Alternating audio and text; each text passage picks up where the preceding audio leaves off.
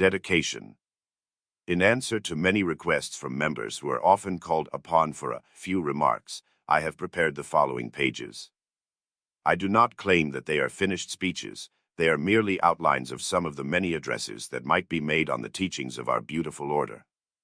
I am dedicating this book to my husband, Philip Zoercher, a past worthy patron, who has, through the many years that I have been engaged in Eastern Star work, been serenely patient and has never complained at the late hours necessary in the prosecution of my work. With the hope that this little book will find a place in your heart, I am fraternally yours, Martha Zoercher. The Order of the Eastern Star. A very brief outline. If a record of all the efforts to create and promulgate an organization were kept and carefully filed away for future reference, the writing of a history would be a simple matter. But when the origin of an organization is shrouded in deep mystery, and only a few fragments of writings or publications are available, the task is at best only fairly satisfactory. The history of Masonry itself is mysterious, and the meager information that can be obtained is, to say the most, only rudimentary. The Order of the Eastern Star, founded on Masonry and for the benefit of the female relatives of Master Masons, even of so much more recent date, is also draped about with much secrecy, and its real origin is as much in doubt as is Masonry itself. However, we must not lose sight of the fact that all organizations, even government, are the result of an evolution. A thought, a word, an act, and the process is started that finally results in a mighty organization, and to trace its history and to try to give the credit to the proper person often lets honor fall where it is not altogether deserved. Our first reliable information on the subject of organizations based on Masonry and for the benefit of the female relatives of Master Masons seems to take us to what was called androgynous Masonry and adoptive Masonry. The word androgynous comes from two Greek words which mean man and woman and means an organization of Masonry consisting of both men and women. In the first part of the 18th century, quite a number of such degrees, variously known as Ladies' Masonry, Holy Virgin, Lady's Friend, Kindred Degree, Ark and Dove, Good Samaritan, Heroines of Jericho, Maids of Jerusalem, Daughters of Zion, Daughters of Bethlehem, Ladies of the Cross, and perhaps others, all partaking in some degree of the work of the Eastern Star as it now is, were formed. About the year 1730 there appeared in France an organization called Adoptive Masonry. It derived this title because, according to its rule, it was necessary for each lodge, as it was then called, to be under the direct sanction and warrant of a regularly constituted Masonic lodge, whose worshipful master should be the presiding officer, assisted by a woman designated as president or mistress. There was a printed ritual of the work of the lodge issued in 1787, and we find this brief summary of its degrees. The first degree contains only, as it ought, moral ideals of Masonry. The second is the initiation into the first mysteries, commencing with the sin of Adam and concluding with the Ark of Noah as the first favor which God granted to man. The third and fourth are merely a series of types and figures drawn from the Holy Scriptures, by which we explain to the candidate the virtues which she ought to practice. Some put forth the argument that this French organization was brought to the colonies during the Revolutionary period by Lafayette, but there is no authentic history to substantiate it, and we would imagine that Lafayette during his brief stay here was too much engrossed in other things to take time to disseminate knowledge on affairs of that nature. However, some knowledge of such an organization may have filtered through and helped to create and bring into use some of the lectures which preceded the formation of the Eastern Star. In his collection of historic papers relating to the Eastern Star, Bro. Alonzo J. Burton, of New York, says, "The order, Adoptive Masonry, made its appearance in the colonies in 1778, and it is safe to assume that it is of French importation. Whatever may have been the earliest history of the organizations that were based on Masonry, and whatever became of them, it remained for one Dr. Robert Morris, of Kentucky, to arrange and put into some definite shape to be organization known as the Eastern Star."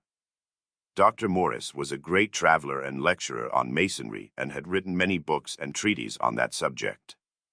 He had clothed Masonry with divine and symbolic meaning, biblical lore, and historic research. A man as broad-minded as was Dr. Morris would never be quite satisfied that all the good in a secret order like that of the Masons should be confined to men alone. There would always be in the mind of a man like that there should be some common ground whereon all the family could meet. Of course, we all know that women are not eligible to the degrees in Masonry, but Dr. Morris thought there might be some way by which women might share the same inspirations that prompted men to noble deeds of benevolence and charity. It is claimed that in about the year 1850, while Dr. Morris was confined to his home from the effects of an accident, he thought out and developed the Eastern Star and thus established an order that was to reach, before a century had passed, entirely around the globe, and to number more than 2 million members. For several years, Dr. Morris and many other prominent Masons gave the lectures, together with the secrets and mysteries behind closed doors, and only a chosen few enjoyed the privileges. There was no formal organization, however, yet the stories were firmly implanted into the minds of those thus enlightened, and the signs, passes, and lectures were quite accurately remembered and whispered in confidence among the fortunate. The Eastern Star organizations were first called constellations, but about the year 1860 the organizations were called families, perhaps on account of their relationship to members of the Masonic families, and between the years of 1860 to 1868 a number of families were chartered in various parts of the country. The family was succeeded by the name chapter, and a number of families were rechartered under the name chapter. One Friendship Family number 103 in Brooklyn was chartered on January 25, 1866, and in June 1869 was reorganized under the name of Esther Chapter number 2, also Miriam Family No. 3, chartered on October 6, 1866, was reorganized as Miriam Chapter number 1 of Chicago on March 4, 1869. In 1868, Brother Morris resolved to devote the balance of his life to Masonic explorations in the Holy Land, and as was claimed by one Robert McCoy of New York, turned over to him all the rights and prerogatives he had in the Order of the Eastern Star. McCoy soon thereafter published a manual or ritual with initiation and other ceremonies for the organization of chapters and rules for their conduct. And so the Eastern Star was at last properly launched and rapidly spread throughout the United States wherever a Masonic lodge existed. However, both the Morris and the McCoy system existed. In Michigan, a Grand Lodge of Adoptive Masonry was organized October 30, 1867, with 15 lodges joining, and in Indiana a Grand Lodge of Adoptive Masonry was organized January 27, 1869, at Elkhart, both being built out of organizations that grew from the Morris teaching and held together by what was known as the Tatum Ritual, which had been arranged by John H. Tatum of Michigan. The Indiana Grand Lodge only existed for a year and then disbanded. The Michigan Grand Lodge, however, continued and, in 1878, made the necessary changes and joined the General Grand Chapter, thus having the longest continuous record of any Eastern Star in the world. By 1874 there had been formed a goodly number of grand chapters throughout the United States, and a general grand chapter seemed imminent. The first definite steps towards such an organization were made by Willis D. Engel of Indiana on August 30, 1874, when he published a letter in the New York Courier, a part of which reads thus: "Two things, it seems to me, are needed immediately. First, a supreme grand chapter, composed of representatives from the several grand chapters. Second, a revision and general boiling down and finishing up of the ritual which is now defective both in style and language. Let us all buckle on our armor and enter in earnest on the work of improving and extending the order, and a very few years will place it in a very enviable position." Brother Engel, who was an Episcopal minister, continued the agitation of this subject by writing to all prominent people in the order in reference to it, and it was due more to his efforts than to any other one person that organization was formed. Finally, the Grand Chapter of Indiana took up the agitation and sent out an invitation to all the state organizations, grand chapters, to meet in Indianapolis on November 15, 1876. The organization of the General Grand Chapter was perfected with Mrs. Elizabeth Butler as Most Worthy Grand Matron, Reverend J. D. Wenzel, Most Worthy Grand Patron, and Reverend Willis D. Engel, Right Worthy Grand Secretary. The Jenner Grand Chapter has control of the ritual, the secret work, the labyrinth, and they can be obtained only through the office in Washington, D.C.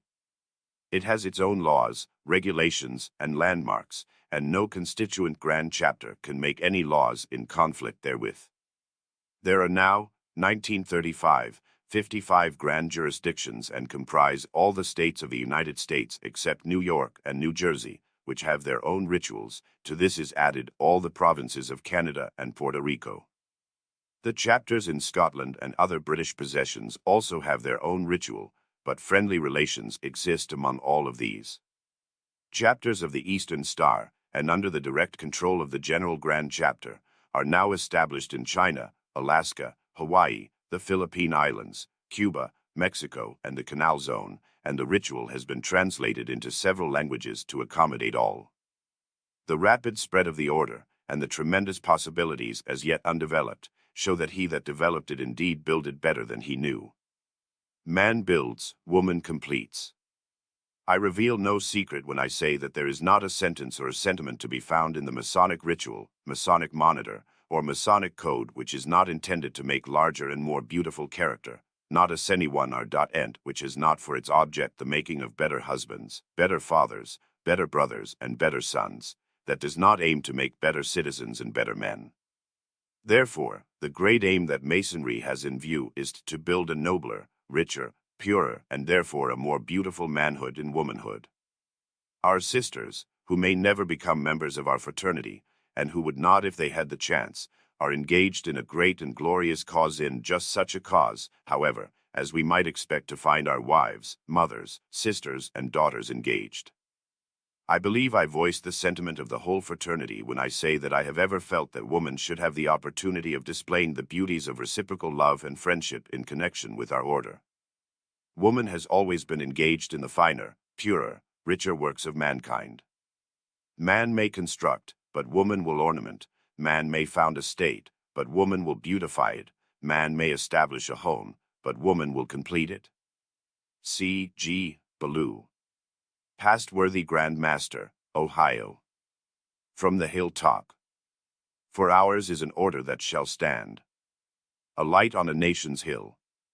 A voice forbidding all that's ill. A source of inspiration to the land. Its strength not brick, nor stone, nor wood, but justice, love, and brotherhood. The story is told that a man once builded a house upon a high hill. This building was square and sound from the foundation to the topmost timber. The house stood foursquare with the compass, one door to the east, one to the west, another to the south, and one also to the north. The roads leading down the slopes of the hill were always open, and the doors of the house never locked. Travelers came and went at will, no matter how late the hour, or how footsore and weary the guest. They were always admitted, given shelter, food and drink, a place to rest, and a hearty God-speed in the morning as they journeyed onward. The fame of this house grew far and wide. Travelers came and went and were loud in their praise for this generous friend. But by and by there came a new owner, and with him a change came over the house on the hill. The door to the north was closed, and the poor and distressed were shut out from the house and its shelter. Only those who could dress well and entertain in return were admitted to its hospitalities. Later the door to the west was also closed and bolted, and only those with talent to entertain or social prestige were admitted. By and by the door to the south was closed, and only those who had money and spent lavishly were admitted as guests in this home. And last the east, the source of light, was threatened, and when it began to be apparent that the house on the hill could no longer receive guests except they be influential and wealthy, all those travelers who had once been received into the house came back as one great army and hammered down the barricades and opened up the doors, cleared the roads, and announced to the world that we have cleaned house and are again ready to receive all those who come to us in the spirit of love and friendship, and a desire to add their share to make the world happier and better. In perilous times like these, the influence of one member of the Eastern Star, imbued with the true spirit of helpfulness and loving kindness, will do much to get the world back into the proper groove from which it seems to have wandered. If one member can do only a small amount, what can 2 million members, all working together, accomplish? We form a belt of stars reaching around the whole world. We cannot do everything, but with a mind to work and a will to accomplish, we can do much to make the world a safe place in which to live. Take your obligation home with you and practice it in the privacy of your own dwelling and also in the groups in which you are associated, and like the story of the leaven in the bread, it will grow and expand, and the whole world will feel its effects and be made happier and richer thereby. No order can live any length of time unless the principles for which it stands are founded upon truth and justice. In our garden, away from all toil and strife, there was a beautiful garden. Emblematic flowers bloomed in rare profusion, tended by the hand of love and watered by the dews and showers of loving kindness. A lone traveler passing that way approached the guard and asked, "What must I do to gain entrance into this beautiful garden, and what shall I find that will ease my burdens or share my load?" The guard replied, "Your load is the common load of us all. You must cast aside all envy and hatred, relieve yourself of all false pride and notions of superiority, and enter these gates with full assurance that here we really obey the golden rule, that whatsoever ye would that others shall do to you, do ye even so unto them. It is only by following this law that the greater good and happiness can be acquired and extended. If you will pledge yourself to a faithful adherence to this law, we will gladly welcome you to a share in our joys and a participation in our noble enterprises." "I will gladly follow you and learn what is expected of me," was the ready answer. The gates swung wide, and the guard and the traveler entered. The song of the birds, the bright sunshine, and the perfume of the flowers greeted them on all sides. A few moments of silent contemplation followed, and the journey continued. Pausing at a bank of blue violets, the guard stooped and gathering a few of the shy little blossoms handed them to the guest and said, "These modest flowers have a beautiful story to tell. A story of a young girl who was so loyal to a vow made by her father in his hour of contemplated victory that she was willing to surrender her life rather than that he should break that vow. The sweet violet speaks for loyalty, a virtue so great as to be worthy of the highest and noblest in the land, a virtue so rare as to be priceless to those who hold it. Take these flowers, they are your first lesson, and they teach you that you should keep sacredly inviolate the vows you took before entering the garden. You are to be faithful not only to the vows taken here, but to all the obligations that life will impose upon you. The violet sweet, from her mossy bed, uplifts her soft eye of blue, and bids you be faithful whatever your lot. Remembering the Father hath ne'er forgot, a child of his love most true." They walked on, and seating themselves near a trellis whereon clambered and bloomed the sweet jasmine, for a moment inhaled its delightful fragrance. "I suppose these flowers also have a message for me?" the traveler inquired. "They certainly do," the guard replied, "a message of constancy. This is known as the color and flower belonging to Ruth, and the lesson of Ruth is one of the most beautiful ever told. Ruth recognized her filial duty, and in spite of all the entreaties of her friends and relatives, gave up a life of ease and luxury and beautiful surroundings and went with Naomi, her mother-in-law, into a land of strangers and found absolute want and poverty. Her constancy to Naomi and Naomi's God and all that it signified made her the ancestress of none other than Jesus himself. What greater reward could have come to her to illustrate the virtue of constancy than this? Take these fragrant flowers, and whenever their rare perfume floats on the gentle breezes, we will remember the rich life of Ruth, the message it gave to the world, and the mission she fulfilled. Like perfume sweet of the jasmine fair, let your constant love outpour, till the gleaner's wealth from the harvest field shall measure well with the golden yield of the reaper's garnered store." Still enjoying the rich perfume of her flowers, the traveler approached a bed of stately lilies, a rare sight indeed. Pausing, she said, "Oh, teach me lesson of these pure white flowers, I am sure it will be lovely." Yes, these flowers are the fairest that grow, and Esther was selected as the fairest and most beautiful of her generation to grace the throne of the powerful king of Persia. But Esther had sprung from that hated race, the Jews, which was then being persecuted throughout all Persia. Esther might have chosen splendor and royal magnificence at the side of the king, but rather she chose to defend her people and so exposed herself to what might have been degradation and death. Her pure life and noble bearing won for her the pardon not only of herself but the entire race. The lily, The purest flower that grows is a type of spotless womanhood and teaches the lesson of calm determination to follow a noble impulse. So seek the fair, white lilies of trust in the sunlit gardens of peace, and scatter the seeds both far and wide, that of fadeless bloom on the ebbing tide, in blessing may never cease. Ah, me, sighed the traveler, and in this garden is there only the fair and beautiful? Does sorrow never enter? Our next stop shall see, said the guide, as she knelt at a bank of ferns and selected a few of the graceful fronds. These delicate green ferns represent the sorrow that comes into the lives of many of us, but it also reminds us that the Father has promised life everlasting to all that believe in him.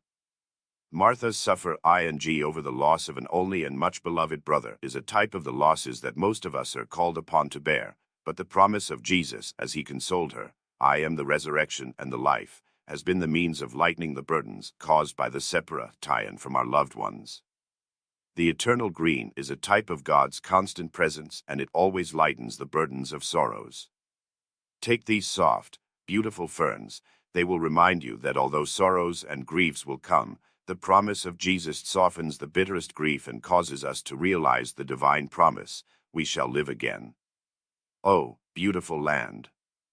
Oh, home of song! Oh, bowers of immortal bloom! My sister, this green is an emblem true of a full, rich life, forever new. Past the portals of the tomb. Lead me to that great bed of crimson roses, and tell me what they teach, exclaimed the traveler. The rose, said the guide, is the queen of the garden, just as the point of Electa is the culmination of all the other virtues. The red in the rose is a symbol of love, and love is the greatest attribute of all. Because love rules. It was love that led Ada to permit herself to be made a sacrifice. It was love that led Ruth to leave luxury and friends and follow Naomi and Naomi's God. It was love that led Esther to defend her kindred rather than enjoy royal life without them. It was love that led the Father of us all to give up his only begotten Son that we might through him enjoy eternal life. So Electa represents all these virtues in one, and that is universal love, love for all mankind.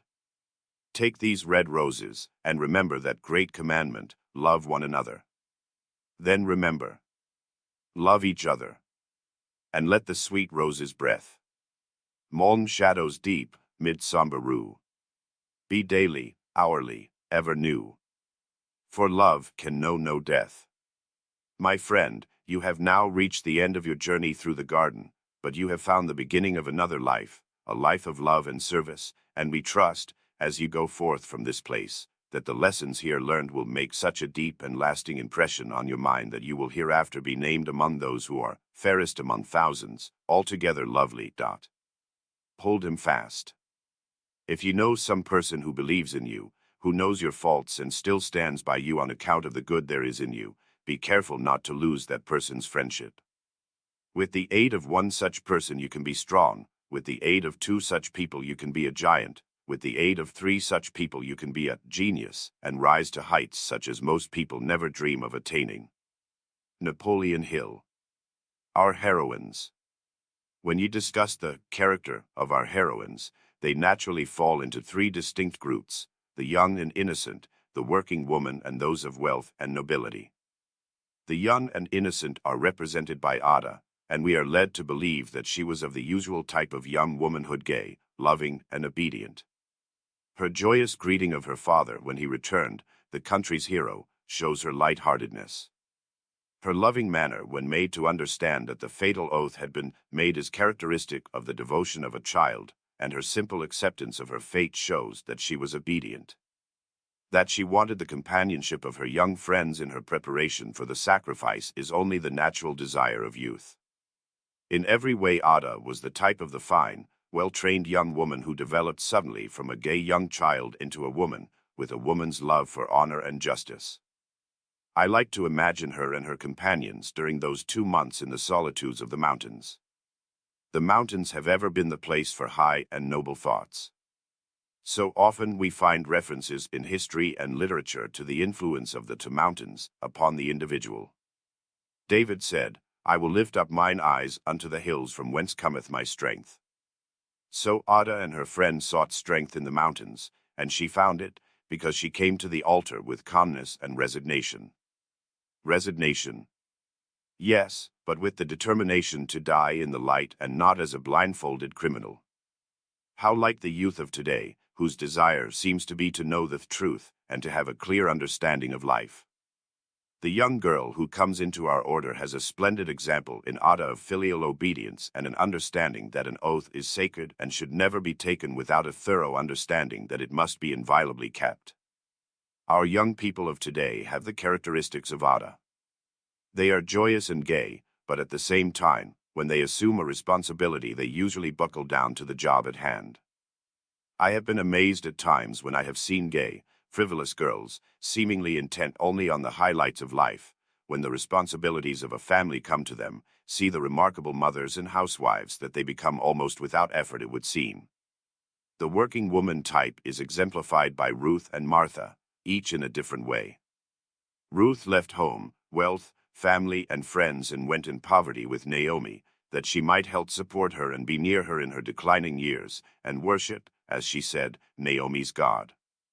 And the reward of this sacrifice was that she became, through her marriage with Boaz, the ancestress of the Messiah. What greater reward could she have wished? Ruth represents the great army of women who go out from their homes in order that they may by their own labor add to the peace and comfort of some loved one. Some few perhaps have only their own comfort to consider, but we are willing to venture the opinion that the great majority of working women are contributing to the support of some loved one who is dependent, in part at least, upon their labor. All honor to the working woman who is not ashamed to stand before the world and demonstrate her love for someone else and her ability to add to the relief of those to whom she owes her allegiance. Martha represents the usual type of the mother in the home, although she was not a mother in fact, yet she cared for the little family, cooked and served the meals, welcomed and fed the guests, and did the usual things that fall to the lot of the housekeeper. When that little family was in trouble, when that beloved brother had sickened and died, Martha, the loving sister, did just what anyone else should have done under similar circumstances. She took her troubles to Jesus, and great was her reward. She got more than she asked for. She not only was rewarded by the restoration of her brother to life and health, but she also received that wonderful message that has been the consolation of all believers since that day, for to her Jesus gave that message, I am the resurrection and the life, and he that believeth on me shall never die, but shall have everlasting life. The greatest consolation that ever came to one who looks for the last time upon the face of a loved one. Had you ever thought of this, my sisters, that these two women, the working women, Ruth and Martha, were given the greatest rewards ever given to any one man or woman? The third group is that of wealth and nobility, Electa and Esther. The one surrounded by wealth and all that it implied, friends, luxury, ease. Yet she chose to use it to relieve suffering and distress among the less fortunate. If our order had only the one point, Electa, and it was faithfully carried out, we would need no other to elevate us to the highest point of success. It is claimed that Clara Barton, who is given the credit for founding the Red Cross, was a member of the Order of the Eastern Star. If this be true, and it comes to us with authority, we are certain that she received her inspiration from the point of Electa. For Electa is certainly the personification of the spirit of the Red Cross. The noble Esther, who held the life of friends and family above her own, was the noblest of the nobly born. Young, beautiful, adored, she willingly permitted herself to be exposed to death rather than see her innocent family destroyed. Perhaps thou wert born for a time like this, as spoken by her foster father, Mordecai, when he admonished her, so impressed her that she at once decided on the course she pursued. Will go unto the king, and if I perish, was not lightly spoken. I feel certain, however, that Esther was a woman, and capable of using all that strength and courage she possessed. She sought to impress the king with her beauty and thoughtfulness, a worthy ambition. She made herself personally beautiful, she dressed in her best clothes, and as a further inducement she invited him and his friends to a banquet, not only once but a second time. What manner of man could refuse the request when it came? Beauty, purity, and intelligence, when combined into one, is a weapon that is successful in almost any emergency. And so these three types of womanhood, the young and the innocent, the woman who toils with her hands for those she loves, and the rich and noble women who use their wealth and their royal privileges for the good of mankind, make up the heroines of this beautiful order. May we who belong to at least one of these classes realize that there is much that we can do to prove to the world that the Order of the Eastern Star stands for all that is high and noble in womanhood. Naomi the Leader. Whenever I hear the story of Ruth, whether in pulpit or chapter, I never fail to recognize that wonderful character, Naomi, to me one of the strongest characters in all Bible history. A woman so strong that she was able by her own example to win a heathen girl, for Ruth was of Moab, and all of Moab were worshippers of idols, from her own mistaken worship to the true worship of God. True, she, Naomi, was forced by adverse circumstances, it was called a famine, not a depression, to leave her home in Bethany and for a time sojourn among the idol worshippers in Moab.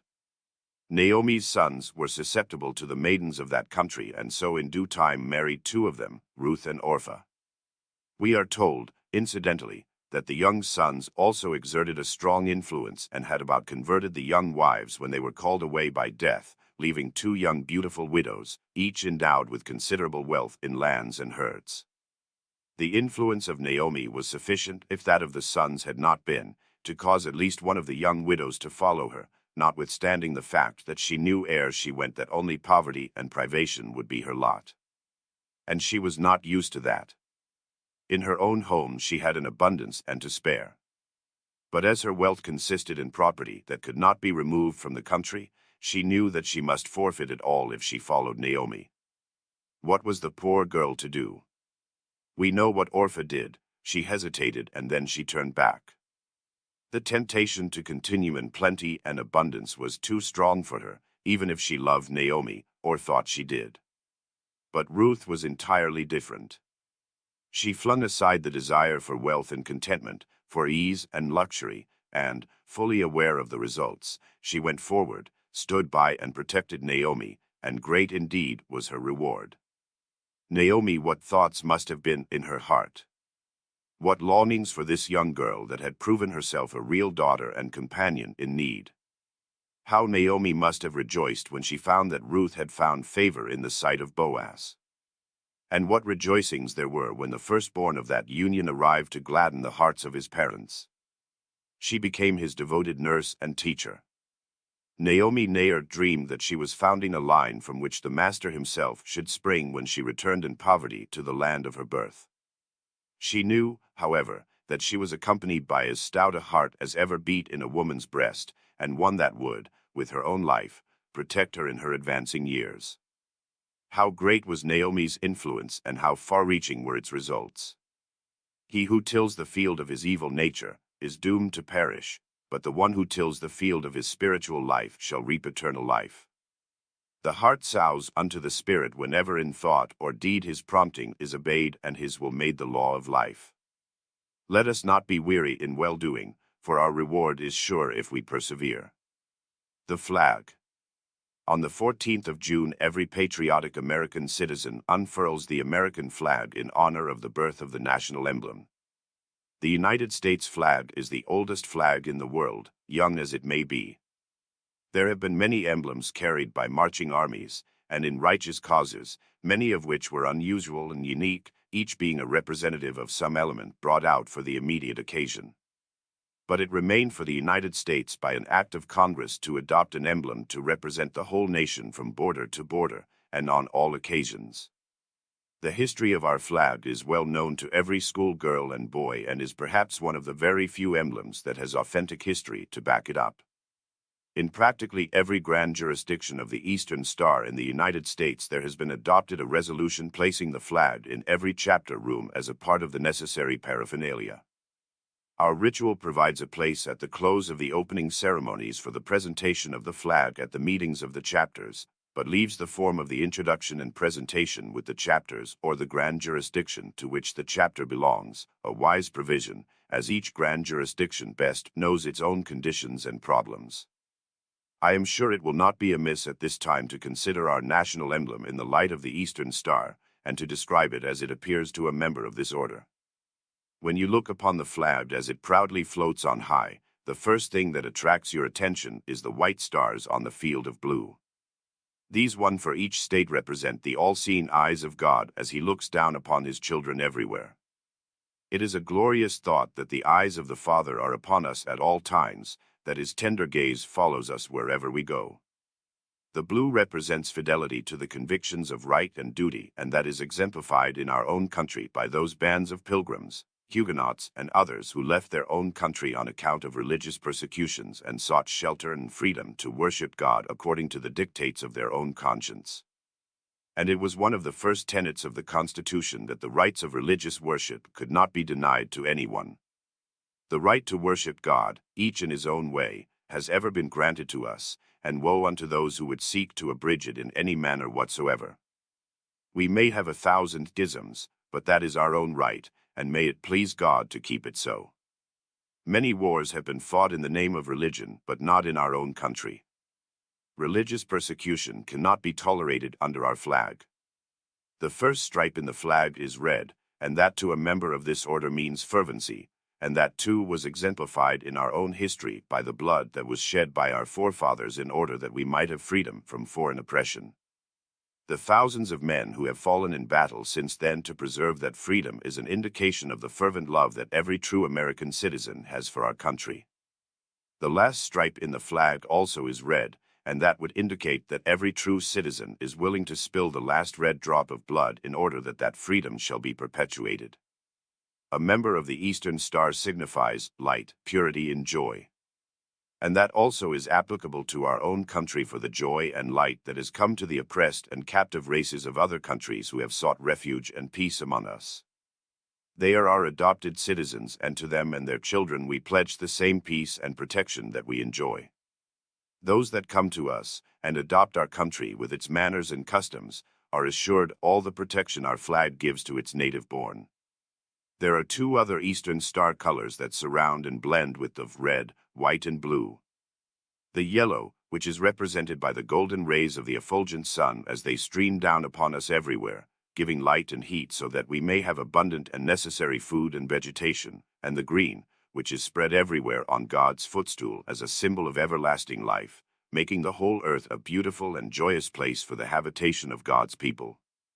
And so with the yellow above us, the green beneath our feet, and the red, white, and blue floating around us, we of the Eastern Star can look forward and upward toward the source of eternal love and light and thank God daily on our bended knees that this country of ours is truly the land of the free and the home of the brave. Folks that get weary in well-doing generally haven't done much at it when you come to hunt up their records. The weariness is usually at the beginning and sorts out the workers from the shirkers. Leadership, necessity, and peril. Every movement, whether it be for good or evil, has always had a leader. All history, both sacred and profane, is largely a biographical sketch of its leaders. Whether the advancement has been in war, in peace, in commerce, in religion, or education, it is the leader that produced the results that gets the blame or the credit. Great leaders of Bible history, such as Abraham, Moses, David, Paul, John, or even Jesus Christ himself, and in our own history, Washington, Hamilton, Jefferson, Jackson, Lincoln, and a host of others, have all had the qualities necessary for leadership, an attraction that drew men unto them and made the followers necessary to success. The underworld, too, has just as surely had its great leaders, as the public records will show, and also many leaders who never quite got into the records. Leadership is fundamental. No matter how perfect is the organization, the club, the fraternity, state, or nation, it cannot maintain itself, it cannot function without the advice and counsel of those who either assume the lead through personal efforts, or who by some God-given qualification, have made themselves necessary to the organization and indispensable to its future development.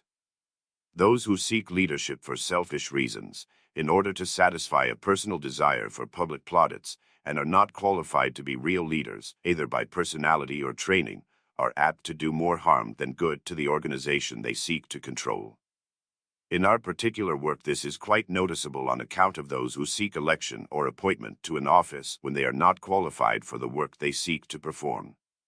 In fact, they really do not want the work, they merely want the admiration and adulation of the membership. It is not unusual for a person with a charming personality, but lacking the other essentials of leadership, to attempt the leadership in an organization, the principles of which she almost invariably betrays. Such a one sometimes reaches a high point in the organization, and then goes down with meteoric suddenness because she is not worthy the position she so persistently sought. In order to be a real leader, there are certain qualifications that cannot be overlooked. Every organization recognizes that there must be leaders. Business carries it down from its board of directors and officials to the office and shop forces, the church from its highest officers down to its lowest, trying to find the best man or woman for each place of trust. The schools recognize it in their superintendents, principals, and teachers from business management to janitors, trying to place each individual where he will do the best work. Clubs, too, have their great leaders who map out and direct the activities thereof. You ask what leadership is. It is that intangible, undefinable qualification in men and women who are able to make things move, make the wheels go round, so to speak, who stand at the helm and keep the ship off the rocks that threaten the structure. You know, there are many pushers, and their efforts must be guided and directed if we would avoid the wreck. Leadership cannot be seen or heard, but we instinctively feel it, and we look to those who we are sure will lead us to success. Leaders, like musicians and poets, are born and not made to order. The native tendency and ability may and can be improved by cultivation and direction, but it cannot be created in its highest efficiency unless it is instinctive. The inherent quality must be native. In some this ability stands out prominently, in others it may be latent, just awaiting for an opportunity, but the natural tendency must be there. The world is full of potential leaders waiting the need for their services. It has been the world's history that whenever a great leader was needed to further a great cause, that leader sprung up at the exact time and place. You can search the pages of history from cover to cover and you will find it just so. The qualifications for leadership are many and varied. One of the first and universal is presence, and that includes bearing, poise, judgment, understanding, 11 assembled in one person, which altogether form what we call a character that appeals. If I should attempt to give all the qualifications that I should consider necessary to cultivate in order to make a first-class leader, I am afraid the list would be quite a lengthy one. My first would be perception, and by that I mean the ability to see the situation or project on hand in its entirety, its scope and possibilities, and the purpose for which the organization came into being. All this must be carefully thought out if one means to be a leader. Plans must be made and outlined if success is to be secured. Then the leader must learn people, if he is to use them, for it is by coordinating all the forces at hand and directing each into its own individual groove that the result desired can be accomplished. A leader must learn the individuals that make up the organization. She must know the workings of each individual mind. She must also know the environments and the background of each member, in order that no one that is totally unqualified is placed in a position not suitable to her energies. Now, a leader must be popular, and that may have a great many angles to it. Popularity is an elusive quality and most difficult to define. The leader, to use a slang phrase, must know her stuff. In plain English, she must know not only the principles for which her organization stands, but she must be in a position to counsel and advise those that she would lead. She must be honest with them and herself, and open in her efforts to guide and direct them. If she has a personal interest to act in the capacity of a leader, if her ambition is worthy of a reward, if her actions are above reproach, if she plays the game square and above board, and does not try unfair means to succeed, and if all her actions are in accordance with the high standing she would attain, and there is no doubt about her motive, her success depends upon those who would support her. Her leadership, however, may be prompted entirely from impersonal motives. She may have no personal ambition, but guides her actions entirely for the greatest good for the organization. In fact, this type of leader has the highest award, leadership. It is the experience of all organizations that the greatest leaders are those most often consulted by the general membership. In fact, many of our greatest leaders have no ambition to hold office and bask in the limelight. They do not ask pecuniary remuneration. They really love the organization and contribute their time and talent to its best interests. These are the real leaders, the ones most to be admired and the ones that inspire others to follow in almost every undertaking that they advocate, because it is well known that they have no axe to grind. When you see a man or woman who, out of purely unselfish interests, stands out as a leader in an organization, whose sole interest is the betterment of mankind, and lends his or her time and talent to that end, they are worthy of the distinction of being real leaders, and you will always find them in the forefront of every undertaking which looks to the upbuilding of the organization they represent. May we have many such leaders as these. Ruth gleaned in a small field, and a handful of grain was the most she could secure at one time. She could not bring home even one sheaf, but she faithfully and dutifully pecked, evered, and reaped a bountiful harvest for her effort. We are not to be discouraged in well-doing, nor to entertain doubt of good results, if our efforts for the promotion and welfare of the order are not rewarded with immediate fruitage. We are to do perseveringly and faithfully our duty and await the bountiful harvest.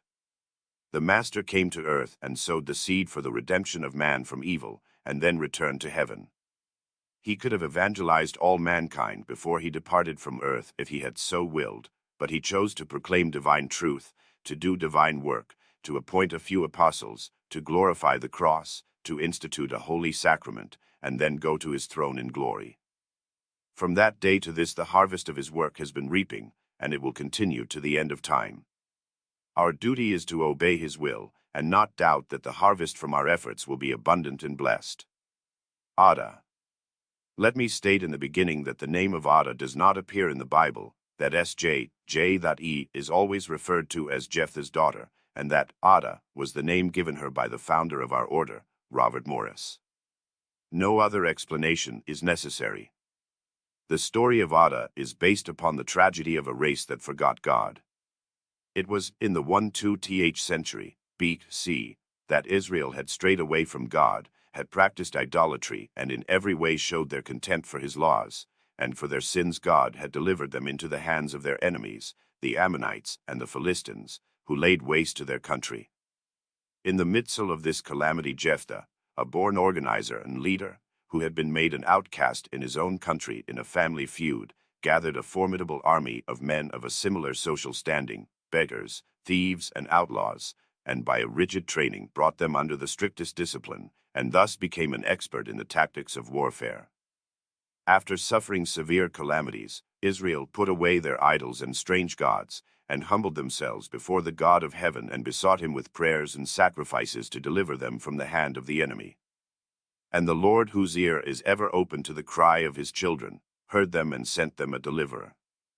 They had an army, untrained and without a leader, and it was at this crisis that the elders of Israel, some of them even were Jephthah's brothers, went to Jephthah and implored him to be their leader.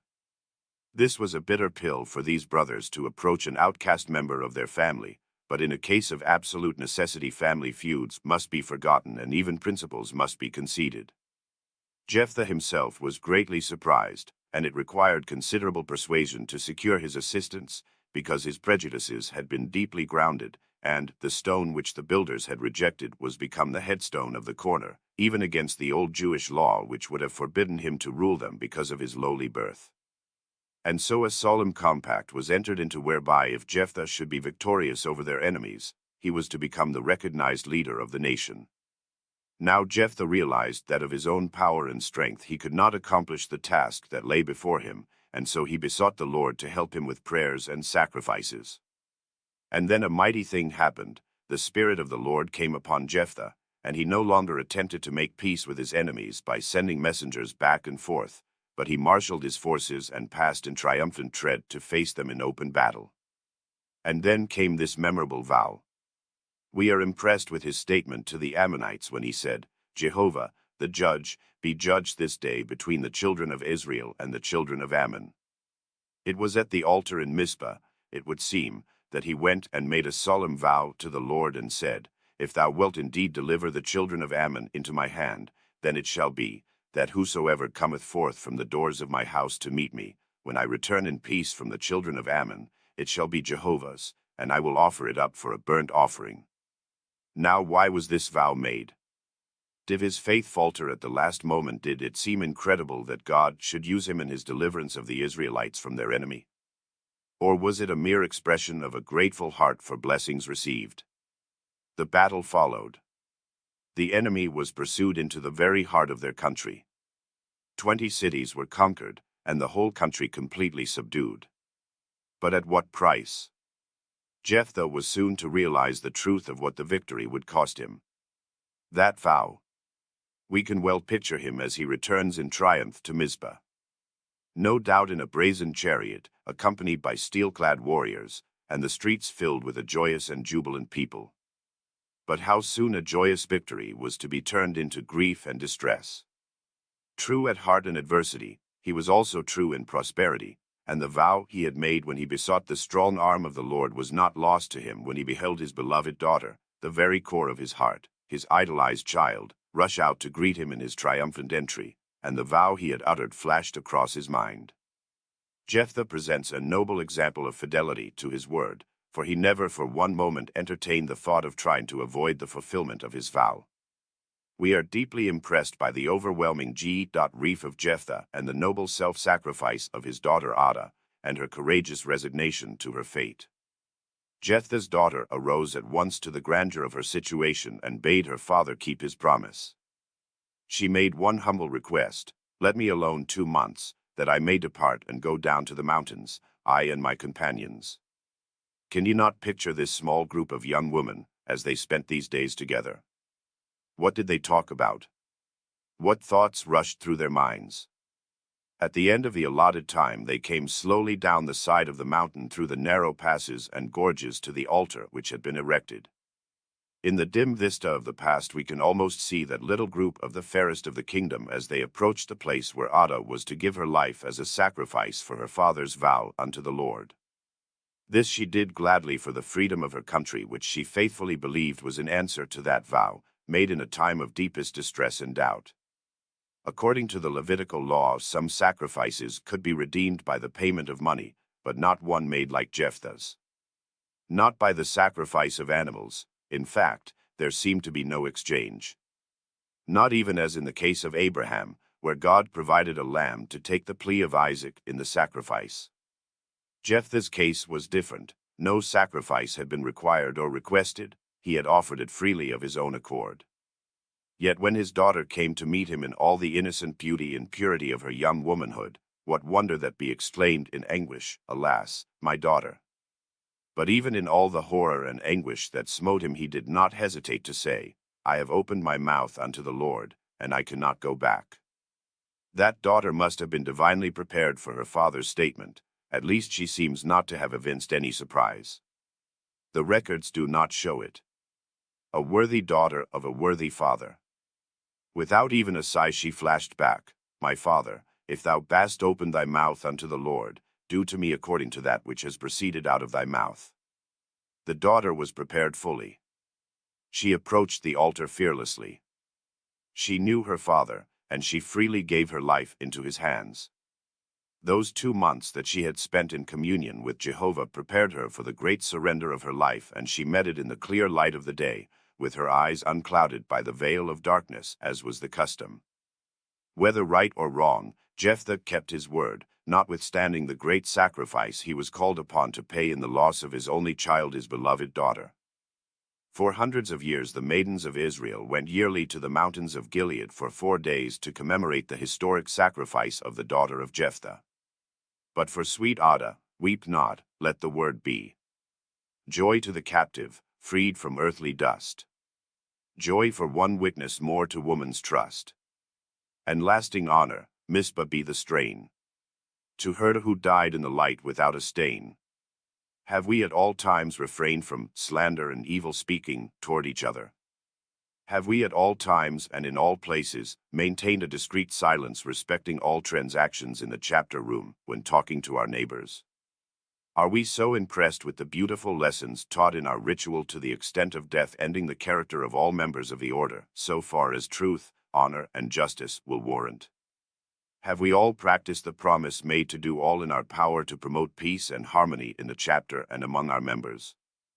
Or have we lost sight of such things and in a spirit of revenge let loose the most powerful member of the body in order that we might pay the debt of some fancied injury and thus cast a stain on someone, reflecting discredit upon the order and disgrace upon ourselves.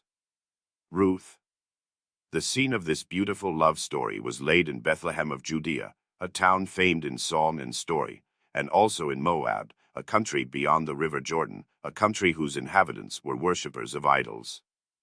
During the famine, Elimelech and his wife Naomi and their 2 sons, Mahlon and Chilion, emigrated from Bethlehem to Moab, and there they remained until the sons had taken unto themselves as wives 2 beautiful Moabitish girls named Ruth and Orpah. Some 10 years later Elimelech and both sons died, leaving 3 lamenting widows. The 2 young widows seem to have had plenty of material wealth, but Naomi was left in destitute circumstances. Her heart was broken over her loss, and she felt that even God had deserted her in her grief. But these 2 young widows loved their aged mother-in-law, and when Naomi announced her intention to return to the land of her birth, they both arose and voiced their intention to return with her. But Naomi entreated them to remain in Moab where their material wants would be amply taken care of. But they persisted, and a long passage was undertaken. It was a rough journey, inadequate travel facilities, heat, cold, privations on every hand, and finally a life of poverty even if they survived the trials of the trip. So Naomi again appealed in her strongest manner, and Orpah, sensing the true conditions, turned back after affectionately kissing her mother in farewell. In a still better frame of mind, and so she ordered a second banquet, and promised that she would then make known her request. The hour for the second banquet had arrived, and Esther appeared in all her beauty and royal apparel. The king again said to her, What wilt thou, Queen Esther, and what is thy request? And it shall be given thee, even unto the half of my kingdom. How generous! It was the psychological moment for Esther, and she struck while the iron was hot. With great tact she began pleading for her own life. She said, If I have found favor in thy sight, O king, and if it please the king, let my life be given me at my petition, and my people at my request, for we are sold, I and my people, to be destroyed, to be slain, and to perish. A desperate case requires desperate remedies. The king himself could not recall the edict once uttered, but he gave the Jews permission to arm themselves and gather throughout the entire empire and to stand for their life, to destroy, to slay, and to cause to perish all those who would destroy them. And so it was ended, and the Jewish nation was saved. The Jews then set the annual feast of Purim in memory of the triumph and in honor of the queen, whose skill in statecraft had delivered them. The feast is observed with shouts, hand-clapping, and the reading of the story of the deliverance. The story of Esther leaves a deep impression on us of the courage and tact that Esther displayed when confronted with the peril of losing not only her own life, but the lives of the entire Jewish race, and the consummate skill with which she handled the difficult situation. My sisters, whether you are a daughter, a mother, wife, or sister, there are times in our lives when we should commit, without question, our ways into the keeping of an all-wise Father, who knows our needs and never fails to fill them. The answer may not always be just what we had expected or hoped for, but we can rest assured that it will always be right. May the pure life of Esther and her devotion to her own people be an inspiration to us all. Perhaps you, too, were born for a time like this. Martha. Bethany was a small, unkempt village, situated on the southeast side of the Mount of Olives, less than 2 miles from Jerusalem, on the road from Jericho. Not much of a city, but what memories are awakened by the mention of it. In this town there lived a family consisting of the sisters, Martha and Mary, and their brother, Lazarus, and that is about all that is known of them, except that wonderful story that is woven about them. The brother was a laborer, and the sisters were the housekeepers. They were in the habit of entertaining as a guest the new teacher, known as Jesus. It seems that to Martha fell the responsibility of preparing and serving the food for the family and guests. Mary seems to have been of a more studious turn of mind, and frequently sat at the feet of Jesus and listened to his wonderful teachings. The home at Bethany was to Jesus a home of quiet and rest, and he often came and partook of their hospitality, for a sincere affection had sprung up between them. And what a beautiful friendship it was! Indeed, Martha felt so close to Jesus that she actually complained to him that Mary had not done her share of the work. This little incident proves in a graphic manner his intimate standing in the family, and that they considered him not as a guest, but as a guide and counselor as well. So when the brother was taken suddenly ill and died, it was but natural that the sisters should long for the return of their absent friend. They knew his power in healing the sick and relieving the blind and the lame. They knew that by a word or a touch he had cured maladies which had been pronounced as incurable. He had even invaded the realm of death and awakened the pulses to life. They knew that his power equaled their need, but he did not come. The days passed and still he tarried. At last, in despair, they sent a messenger to him to inform him that Lazarus was ill unto death. But still he delayed, and when he at last reached Bethany, Lazarus had lain in his tomb 4 days. Rumor reached the sisters as they sat in their home sorrowing, that Jesus was returning to Bethany. Martha, with her natural impulsiveness strong, unsubdued by emotion, rushed out to meet Jesus and came upon him just outside the little town of Bethany. And the burden of her heart is expressed in her first words, "Lord, if thou hadst been here, my brother had not died. And even now I know that, whatever thou shalt ask of God, God will give thee." Oh, what sublime faith! Jesus quietly replied, "Thy brother shall rise again." Then Martha replied, "I know he will rise again in the resurrection at the last day." It was poor consolation to Martha to know that at some time, perhaps after centuries, her brother should rise. Her brother was dead to her forever as far as this world was concerned. And then to Martha Jesus uttered that most precious promise and assurance of immortality, "He that believeth on me, though he die, yet shall he live, and whosoever liveth and believeth on me shall never die. Believest thou this?" And she answered, "Yes, Lord." Martha's faith was strong, but it was difficult for her to comprehend the full meaning of the wonderful message. And then Martha hastened to her sister Mary to tell her that the Master had returned. And Mary, too, hastened to meet him, and she, too, said, "If thou hadst been here, my brother had not died," and she fell at his feet and was comforted. It was a tense moment, and even Jesus wept. And then they all went to the tomb of Lazarus. It was a momentous occasion. Everyone present felt it to be so. But when Jesus said, "Lazarus, come forth," no one doubted what the result would be, for Jesus was among friends. One can well imagine the great joy that filled the hearts of these sisters when their brother stood before them, restored to life and to their arms. Martha and Mary represent the types of women that are with us today as they have always been. Both were disciples of Christ, both of them pleasing to him. Both accepted his teachings, and both believed him to be the Messiah. Underscore, these two sisters express in a figurative way the life present and the life to come, the life of color exemplified in the activities of Martha and the quiet, studious life as exemplified by Mary. Life's greatest lessons are often learned in the valley of sorrow, and these sisters were no exception to the rule. Mary may be loved for her finer spiritual qualifications. The world needs this type, and would that we should have more of them. But if the world had to depend on the Marys, many a hungry and hard-worked man would go supperless to his night's rest.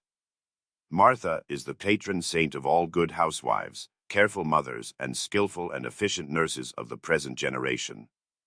Her character makes a strong appeal to all active men and women, and the fact that when confronted with family disaster she sought Jesus as her great teacher and helper makes her a notable example to follow. And there came to her, a woman, that great message that for almost 2,000 years has been the solace to all whose loved ones have been taken by the grim reaper. Alas for him who never sees the sun shine through his cypress trees, who, helpless, lays his dead away, nor hopes to see the breaking day across the mournful marbles play. But to Martha came the wonderful message that, "He that liveth and believeth on me shall never die." Believest thou this? One of our most important modern problems comes from the fact that we have an outer world of multiplying complications trying to crowd into a day that will not grow longer, and into a capacity to pay attention that will not expand. In consequence, we are like subway trains in the rush hour. Open our doors even a little and endless, pushing things crowd in until the space is jammed and nothing more can enter. As a result, we live cluttered lives, frequently with lovely and excellent things pushed out and things about which we do not care entering. This is the secret of failure in thousands of American homes, many going to pieces because love and romance were crowded out. The schedule, that tyrant of modern life that tells us what we must be doing every half hour for weeks ahead, wrecks our homes, the husband and wife having different schedules and both forgetting to save the situation by scheduling time with each other. Any man who is too busy to schedule time with his family is too busy.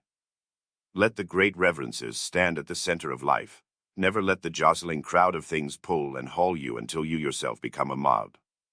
Electa. Life holds no greater lessons than the two outstanding precepts taught in the lesson of the fifth point Electa. The first is heroic endurance of persecution when demanded in the defense of truth. The second, an abiding faith in the final triumph of truth. The name, Electa, does not appear in the Bible, but she is referred to in the brief story as the elect lady. The scene of the story is laid in Asia Minor, the peninsula lying between the Black Sea on the north and the Mediterranean Sea on the south. The date of the writing of this story is between 85 and 95 AD. Persecution comes in many different forms and for various purposes.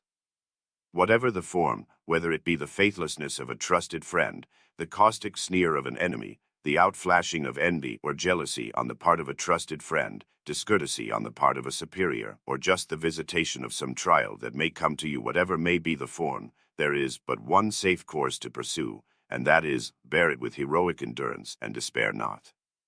Electa was noted for her charity and benevolence. A woman of refinement and wealth who delighted to feed and succor the poor and hungry and to relieve the sufferings of those afflicted with body ills. She was in truth the great Red Cross nurse, ready at all times to step in where want and misery prevailed, and where relief was sorely needed.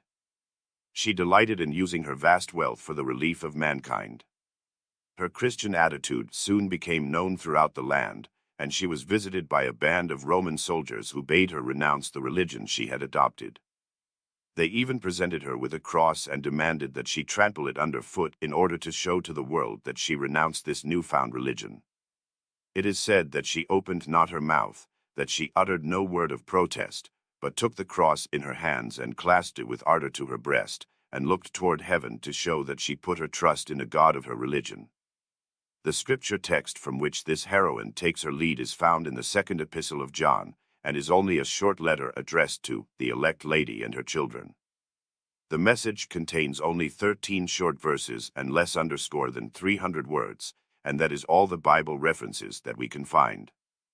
The name of Electa, like that of Ada, seems to be a creation of Robert Morris, the writer of the Eastern Star Ritual, and it has no significance outside our order. Perhaps the words of Robert Morris himself could appropriately be given just at this point. Brother Morris says, "The fifth point introduced me to the early history of the Christian Church, where, midst a noble army of martyrs, I found many whose lives and deaths overflowed the cup of martyrdom with a glory not surpassed by any of those named in the Holy Writ. This gave me Electa, the elect lady, friend of St. John, the Christian woman whose venerable years were crowned with the utmost splendor of the crucifixion. The fact that the name of this estimable woman cannot be ascertained with certainty does not lessen our interest nor the value of the many lessons taught. The story is true enough, but it is the name only, so to speak, that does not have a basis in fact. It seems to me that nothing is lost by accepting the statement, the elect lady, to be an individual. The lesson taught can be widely and wisely applied.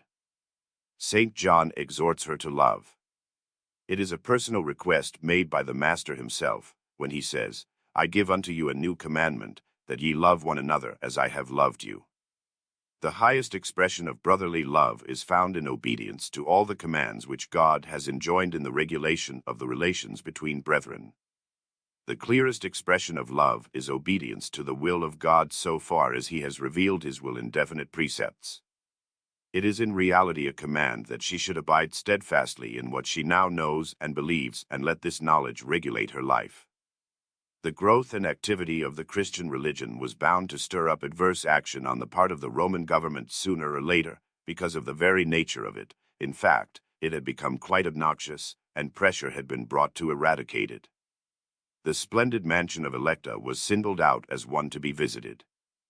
The edict of the Roman government was issued against everyone who professed the Christian religion. All who were suspected of holding to the faith were commanded to trample upon the cross that was handed to them as a testimony of this renunciation.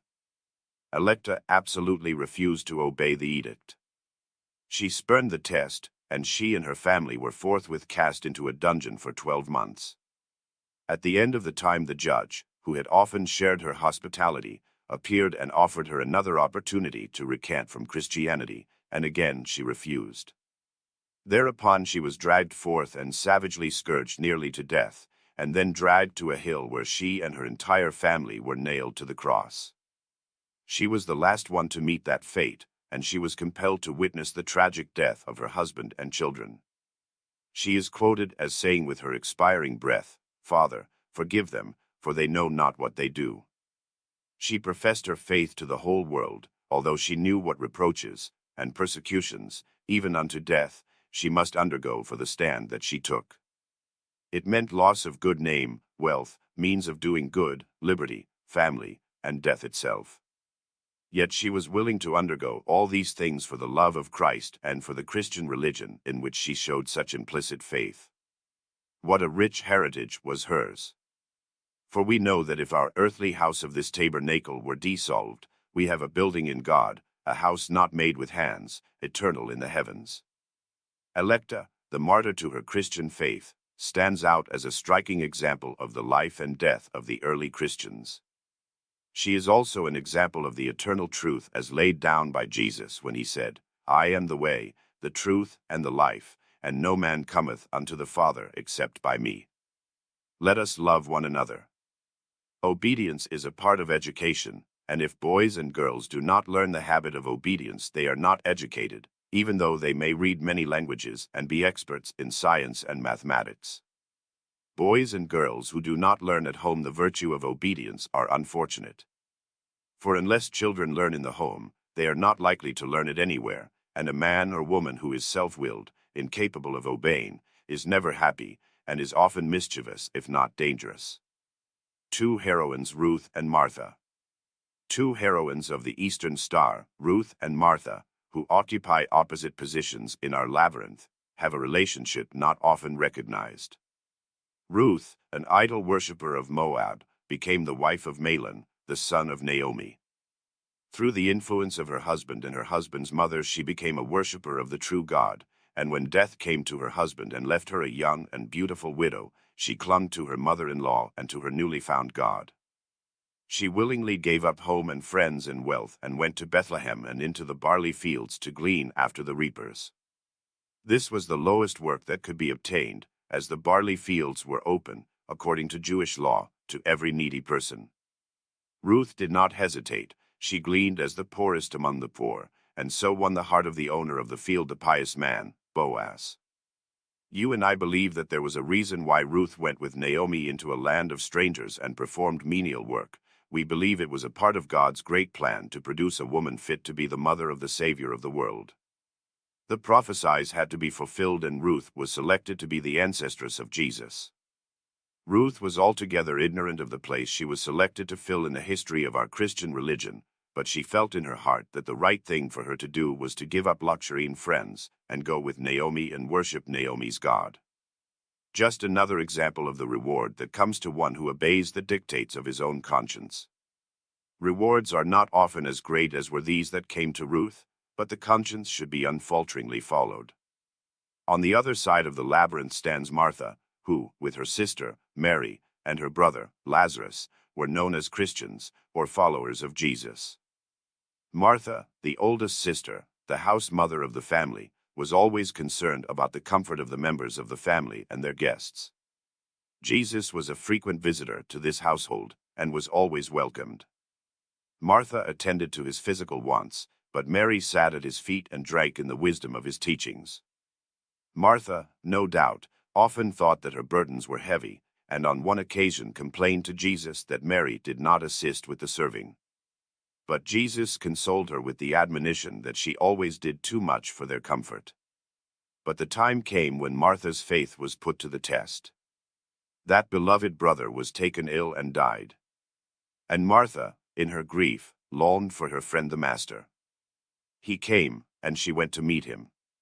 Her faith in him was so great that she expressed the belief that if he had been there her brother would not have died, but since he did die, she had the extreme faith to believe that even at that late date, if he but spoke the word, her brother would live again.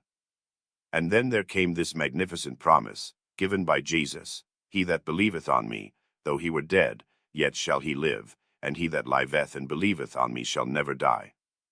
Wonderful! Here was the simple faith of Martha given the greatest reward that could come to a human being.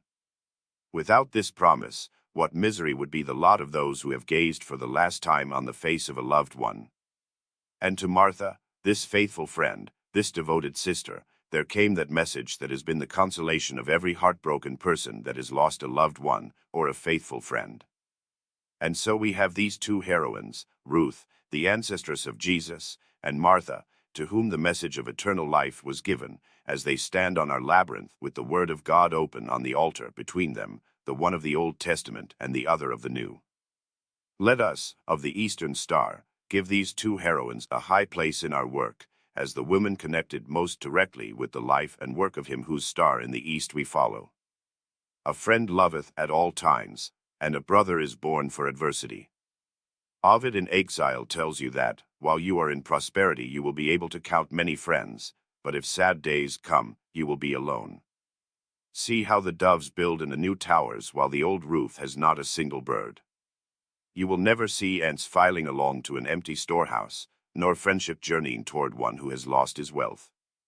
As the shadow attends only when the sun is shining brightly and goes away at the coming of a cloud, thus the crowd will follow while one's day is bright, but when the clouds come it will disappear. Although it has been the sad experience of many to lose when the clouds came those whom they counted their friends in bright days, Ovid's words are none the less untrue. The friends who desert one in adversity were never genuine friends in prosperity. They were like those followers who never truly loved Jesus but followed him only for the loaves and fishes. The altar. The most important article of furniture in a lodge room is undoubtedly the altar. It is worthwhile, then, to investigate its character and its relation to the altars of other religious institutions. The definition of an altar is very simple. It is a structure elevated above the ground and appropriated to some service connected with worship, such as the offering of oblations, sacrifices, or prayers. Altars, among the ancients, were generally made of turf or stone. When permanently erected and not on any sudden emergency, they were generally built in regular courses of masonry, and usually in a cubical form. Altars were erected long before temples. Thus, Noah is said to have erected one as soon as he came forth from the ark. Herodotus gives the Egyptians the credit of being the first among the heathen nations who invented altars. Among the ancients, both Jews and Gentiles, altars were of two kinds for incense and sacrifice. The latter were always erected in the open air, outside and in front of the temple walls. Animals were slain and offered on the altars of burnt offerings. On the altars of incense, bloodless sacrifices were presented and incense was burned to the deity. The Masonic altar, which, like everything else in masonry, is symbolic, appears to combine the character and uses of both of these altars. It is an altar of sacrifice, for on it the candidate is directed to lay his passions and vices as an oblation to the deity, while he offers up the thoughts of a pure heart as a fitting incense to the great architect of the universe. The altar is, therefore, the most holy place in a lodge, with peculiar sanctity. Altars were places of refuge, and the supplicants who fled to them were considered as having placed themselves under the protection of the deity to whom the altar was consecrated, and to do violence even to slaves and criminals at the altar, or to drag them from it, was regarded as an act of violence to the deity himself, and was hence a sacrilegious crime. The marriage covenant among the ancients was always solemnized at the altar, and men were accustomed to make all their solemn contracts and treaties by taking oaths at altars. An oath taken or a vow made at the altar was considered as more solemn and binding than one assumed under other circumstances. Hence, Hannibal's father brought him to the Carthaginian altar when he was about to make him swear eternal enmity to the Roman power. In all the religions of antiquity, It was the usage of the priests and the people to pass around the altar in the course of the sun, that is to say, from the east, by the way of the south, to the west, singing paeans of hymns of praise as a part of their worship. From this we see that the altar in masonry is not merely a convenient article of furniture, intended, like a table, to hold a Bible. It is a sacred utensil of religion, intended, like the altars of the ancient temples, for religious uses, and thus identifying masonry, by its necessary existence in our lodge, as a religious institution.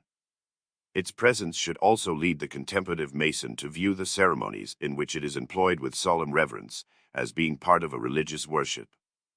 The situation of the altar in the French and Scottish rites is in front of the worshipful master, and, therefore, in the east. In the York rite, the altar is placed in the center of the room, or more properly a little to the east of the center. The form of a Masonic altar should be a cube, about 3 feet high, and of corresponding proportions as to length and width, having an imitation of the Jewish altar, for horns, one at each corner. The Holy Bible with the square and compass should be spread open upon it, while around it are to be placed 3 lights. These lights are to be in the east, west, and south. Mackey. The mother and the home. The mother is the one supreme asset of national life. She is more important by far than the successful statesman or businessman or artist or scientist. If the mother does not do her duty, there will be no next generation, or a generation that is worse than none at all.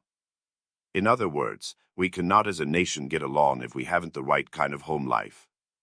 Theodore Roosevelt. The men of earth build houses, halls, and chambers, roofs and domes. But the woman of the earth God knows the woman build the homes. The symbolism of the Eastern Star. The Order of the Eastern Star is not a religious order, but it is based on a firm foundation and is builded upon the Holy Scriptures. Its symbols, teachings, and precepts are all found within the pages of the Bible, and a little study will reveal them. The founder of the order, Robert Morris, was a deep Bible student and eminently able to interpret its pages. It certainly would be a great help to a new member of the order in her effort to get the most out of it, if a few of the inner teachings could be made plain. Symbolism is the most ancient method known in the imparting of knowledge, far older than the art of writing. A symbol is a figure of something intellectual, moral, or spiritual. It is a visible object as a representative to the mind of a resemblance of something which is not present, but can be realized by association with it. In other words, and more briefly, it is an object that on sight will bring something else to mind. Life is now too complicated to spend much time in the study of the hidden meaning of the emblems that have long been associated with certain thoughts and names. But we are confident that the minds that have founded our splendid Fraternful orders did not select certain forms and symbols by simple guessing or by some sleight-of-hand performance. A careful survey has revealed that only a portion of the ancient symbols are used by these organizations, and also that there are a few outstanding symbols that are used by all of them. Masonry, the oldest of all the secret orders which have survived the passing of the years, employs a most elaborate system of symbols in the ritualistic work. The Eastern Star has used some of them in the ritual, but they are simple and easily understood. The star has always been considered as the symbol of great events. Legends tell us that the births of Abraham and Moses were announced by the sudden appearance of strange and brilliant stars flashing across the heavens. The Chinese also claim that the birth of their great founder, Yan, was foretold by a star, and the sacred books of India claim that a star announced the birth of Buddha. From the earliest history, man has regarded stars as messengers or signals sent out by that great and unknown force which has brought all the visible universe into being. The ancient psalmist sang truthfully, "The heavens declare the glory of God, and the firmament showeth his handiwork." The 5-pointed star has always been the emblem of the Order of the Eastern Star, and it would be very difficult to find in all the range of symbolism a more significant or appropriate emblem for a woman's organization.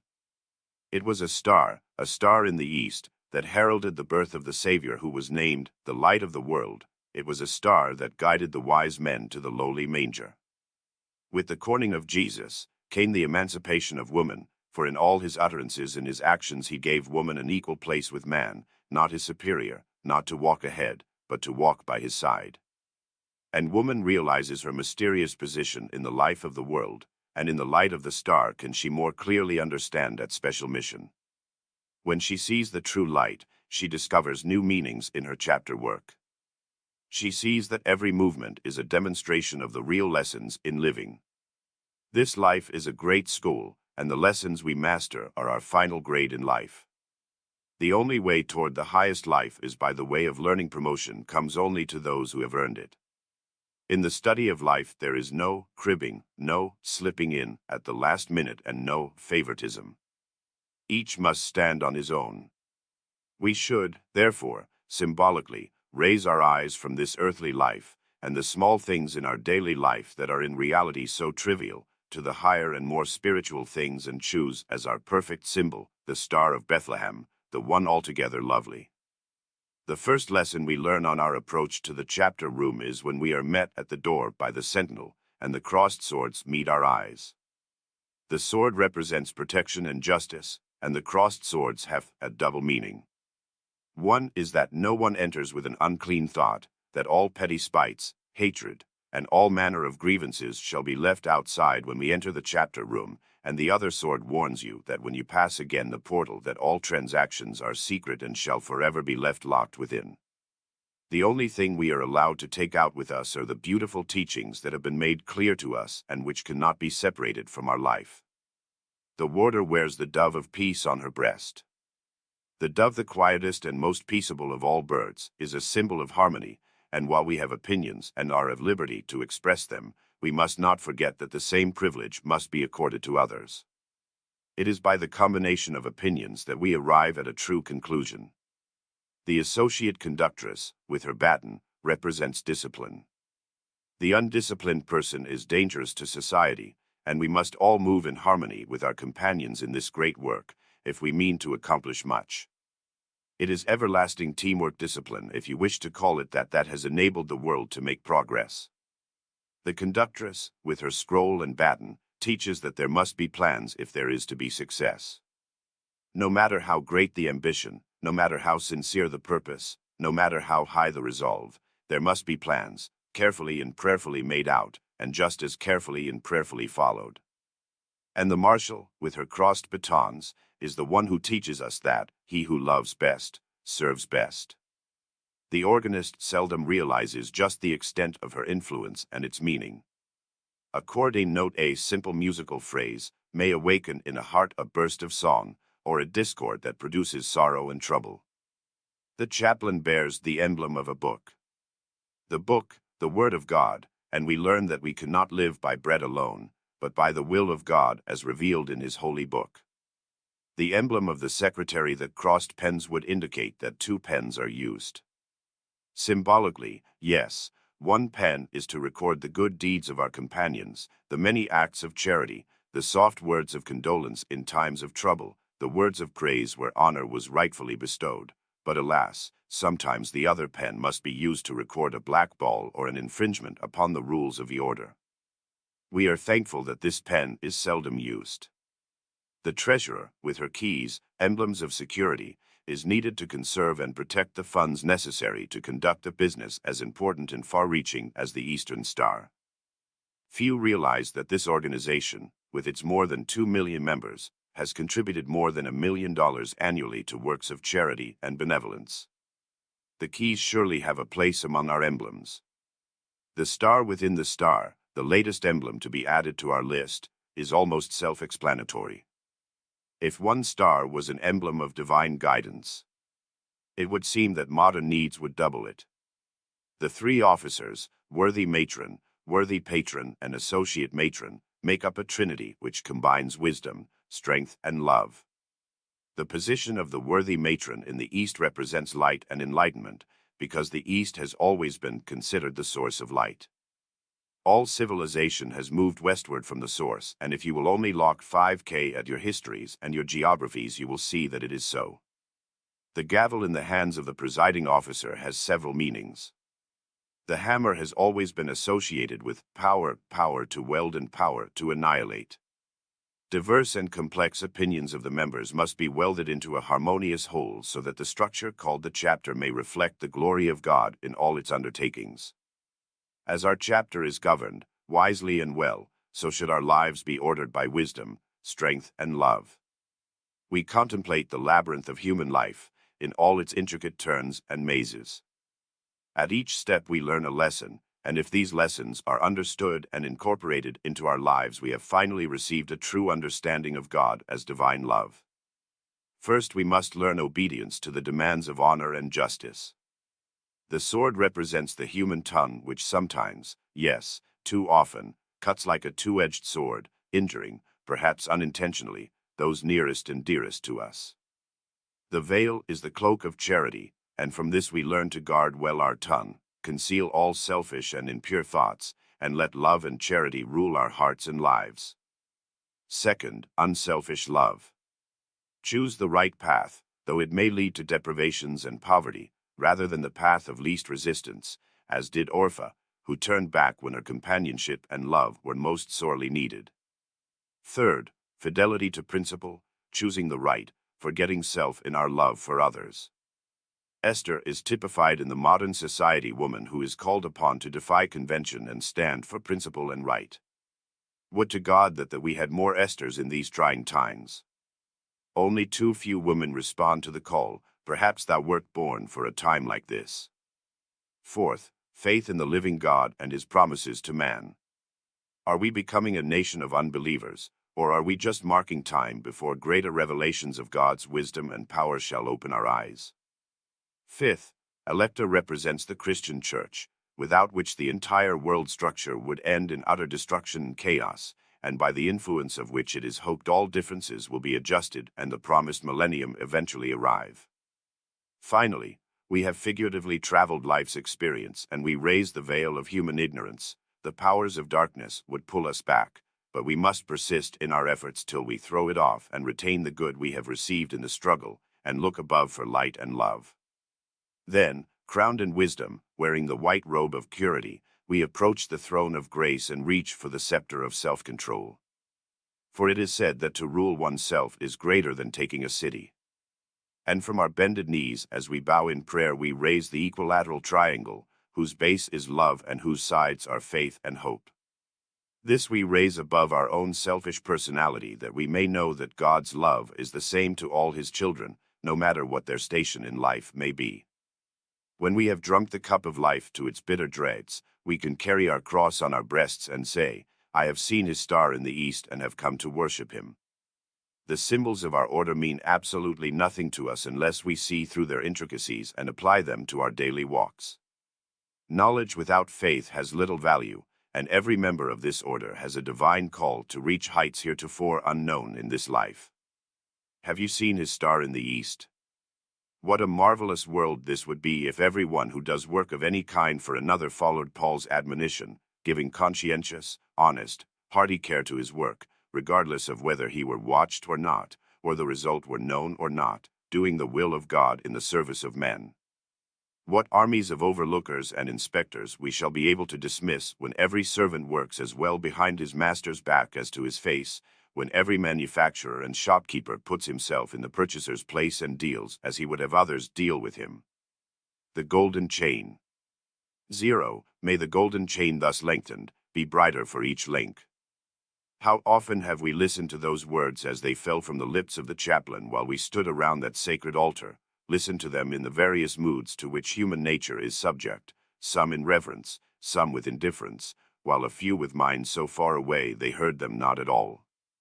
We have heard these words many times, we have probably repeated them ourselves, but how many of us have given serious thought to what we might contribute to that golden chain to make our particular link shine with undiminished luster in making the perfect whole?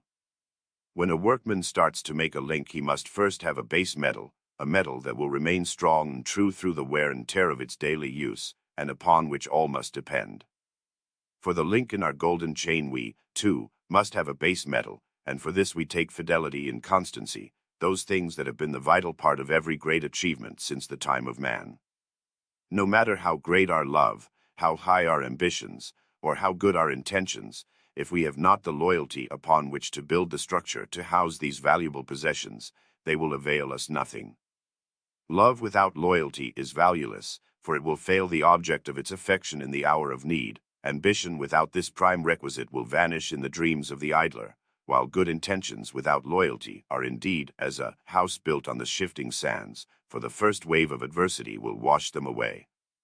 With fidelity and constancy firmly blended into the strong base that must bear the burdens of our life, we then add purity, that purity in thought and action that has been the building element in the lives of those who have stood on the peaks of power and influence and to whose guidance we have unquestionably turned, knowing that their thoughts were only for that which was right and that which was true. We now have our foundation which will stand the test of time, but it is a lifeless object, and to breathe into it the breath of life we add faith, that faith that enabled those who have gone before to gaze into the future and see that small gathering grow into one of the largest fraternal organizations in the world. The faith that can hold fast in the face of almost insurmountable difficulties and see the future with its rich promise of reward. That faith that can see through the dark clouds of adversity the picture of the cross shining in all its glory. We are now ready for the final polish, and for that we take love. That love that develops tact in working with its sisters and brothers, that love that puts the good of the order before personal feelings and desires, that love that says, we and not I, that gets the vision of the vastness of the order and realizes how little, yet how important, is each individual, that sees beyond the door of the anteroom and gazes into the vast realm of opportunity which calls so loudly, for the harvest is ripe but the laborers are few. Our link is now complete, but useless until merged into that golden chain, for without this, no matter how well the metals have blended, or how beautifully it is made, it cannot fail to fulfill the purpose for which it was intended, and for this last action we take service. It is the service of willingness to give our best to our order, of helpfulness without criticism, the service of brotherhood of man and fatherhood of God. As it is well known that pure gold shines brightest when in constant use, may we ever keep our gold of service shining brightly by constant use. May we ever keep our gold of service shining brightly by constant activity in behalf of our order, by practicing its teachings so that those who have not had the privilege of passing through the portals may have only the highest regard for the organization of which we are a part, and, lastly, that someone may be a little happier for our having passed that way. As we take our place in that great chain of fraternalism which encircles the globe and add rays of light to its brilliancy, may we keep our eyes fixed upon that star in the east and learn to worship him in spirit and in truth. Quoted. Had the reaper's work been perfect, Ruth would have found no occupation in that field. If the work of the Masonic lodges was perfect, then there would be little for the Order of the Eastern Star to do. They are doing what is otherwise left undone, and they, like Ruth of old, are finding abundance to do, and are returning with great armfuls to gladden the heart of the fraternity. Truly, the Order of the Eastern Star has justified and will continue to justify its existence. That it has been, and still is, a large factor in improving moral and social conditions, and making the world a better and happier place in which to live, no one can doubt or deny. Obligations. Obligations are of two kinds, voluntary and involuntary, one as binding in its influence and as broad in its scope as the other. Our involuntary obligations are not of our own making, not sought for, but just as sacred and just as binding as if entered into with our full knowledge and consent. Our breath, our bodies, our very life were thrust upon us, but because they are the gifts of God, and because with them and them only are we able to accomplish anything, we should be faithful to them. Our minds, our bodies, our lives are sacred, and what we are depends upon our correct use and cultivation of them. We work with and through them. Our citizenship is another involuntary obligation. We had no choice as to either our nationality or our race. Whether we were born in the United States or in Africa, whether we are white or black, is no virtue of our own. Nor was it a mere chance, a flip of the coin, that has made us free and white and a citizen of the grandest country of the universe. Our obligation to our country means that we should obey her just laws. Someone has said, right or wrong, my country, and we would like to amend that to read, right or wrong, my country. If right, I will shed my last drop of blood to keep it so, and if wrong, I will use my greatest effort to make it right. The laws of a country are not infallible, but until proven wrong and made right they should be obeyed. We have no more right to disobey a law that is on our statute books than we have to select the commandments that we will obey and discard those that we will not obey.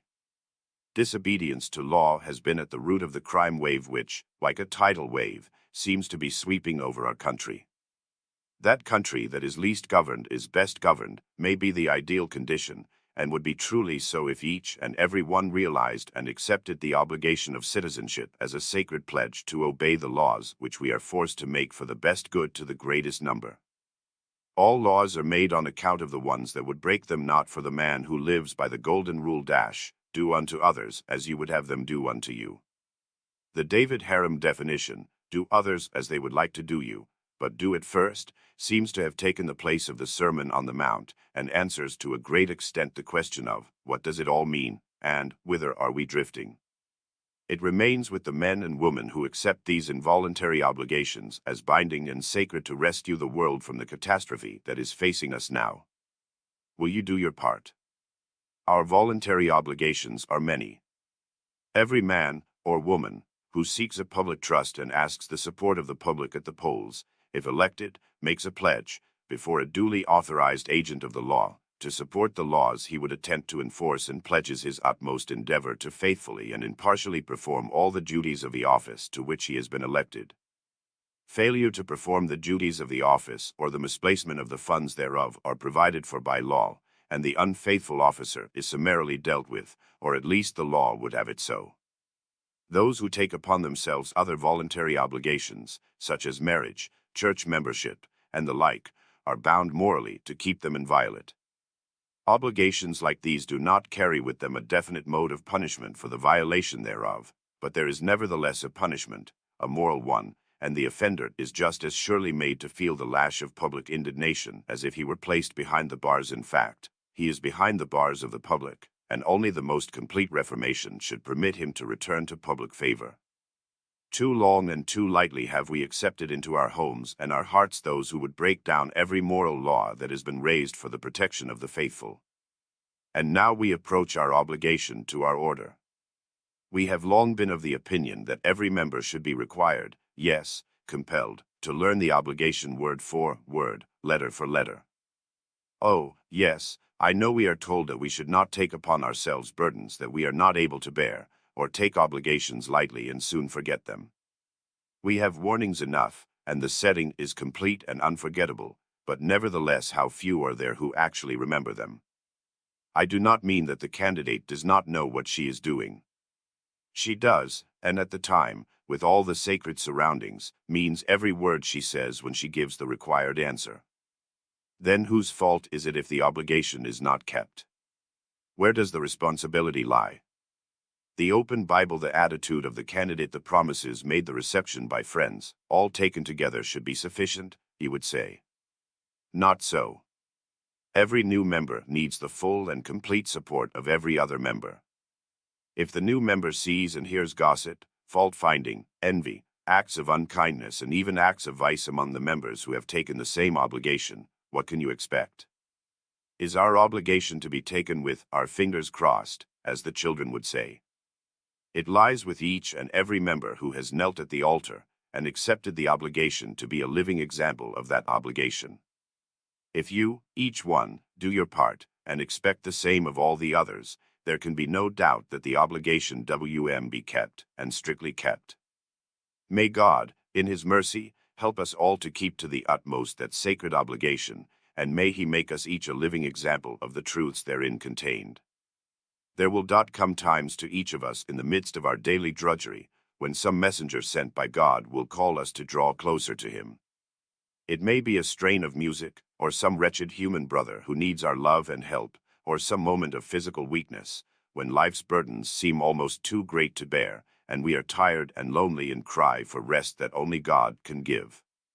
It is a messenger, calling us away from the work of money-getting, or from domestic duties, to our Master's side. It is as certainly a divine summons as that which came to the shepherds. Civilization has reached its present state like the unrolling of a great oriental carpet, whose length is as the centuries, and whose patches of brilliant color are as the splendors of empires, threads of different hues run through the length of the carpet, and with these same colored threads of yesterday we weave the cross threads of today. The black ball. Much has been written and said about the menace of the black ball, about the reputations that have been besmirched, the tears that have been shed, and the hearts that have been broken by its misuse. This is perhaps only too true, but at the same time we must admit that it is also our protection, and as such must be recognized. If investigating committees were a little more careful in their labors and a little more active in their investigations, there might be less use for the negative vote, and chapters might have less cause to regret the election of certain members. However, it is not the honest casting of a black ball that disturbs a chapter, but the ball that is cast for spite or revenge or for some petty personal reason. It is difficult to understand how any member of the Order of the Eastern Star who has knelt at the altar and taken our obligation can cast a black ball for spite or revenge, or to get even with any officer of the chapter. Yet such, we are sorry to say, has frequently happened. Investigating committees are appointed in open chapter, and any member knowing aught against a candidate is not only invited but requested to bring all information to the committee, that they may make a reasonable recommendation to the chapter. If information is withheld, which the committee has no way of finding out, the committee may unknowingly make an erroneous report, and the member sits back complacently and casts a black ball when it might have been avoided by giving the proper information to the committee. If, however, the member feels at heart that the applicant is not a desirable person, and the reason is justifiable, then the member should cast the negative vote. There are times, perhaps, when the member has a just complaint that she does not care to reveal even to an investigating committee, and in such case assumes the burden of the vote. We are not prone to criticize this, but it is the revenge vote, that spite ball, that so demoralizes a chapter. When the applicant is above reproach, when the committee has made a fair and complete investigation, and made every effort to find out the standing of the petitioner, and then someone casts a black ball because, forsooth, they did not like the one who brought in the petition, or, as one recently remarked, she did not want the worthy matron to have too easy a time, or that the petitioner was a friend of someone else that she didn't like, then we are prone to exclaim that the fault does not lie with the black ball, but with the laxity in casting the white ball. A member with no more honor than to cast a black ball for revenge or spite is not worthy to be a member, and the black ball should have been used on her petition when her application came in.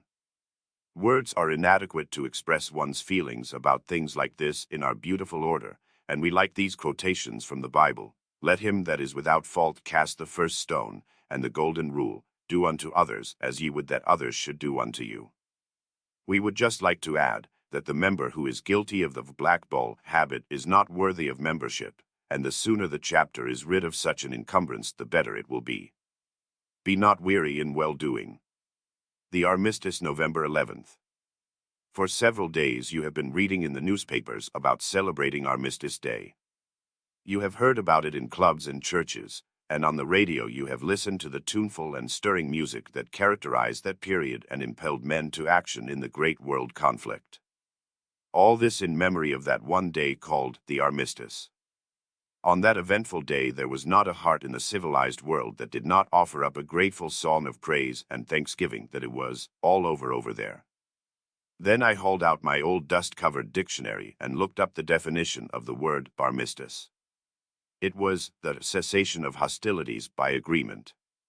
And then, as usual, I tried to apply that definition of armistice to some phase of our Eastern Star work. It did not take me long to run my mental finger down the list of promises embodied in our obligation.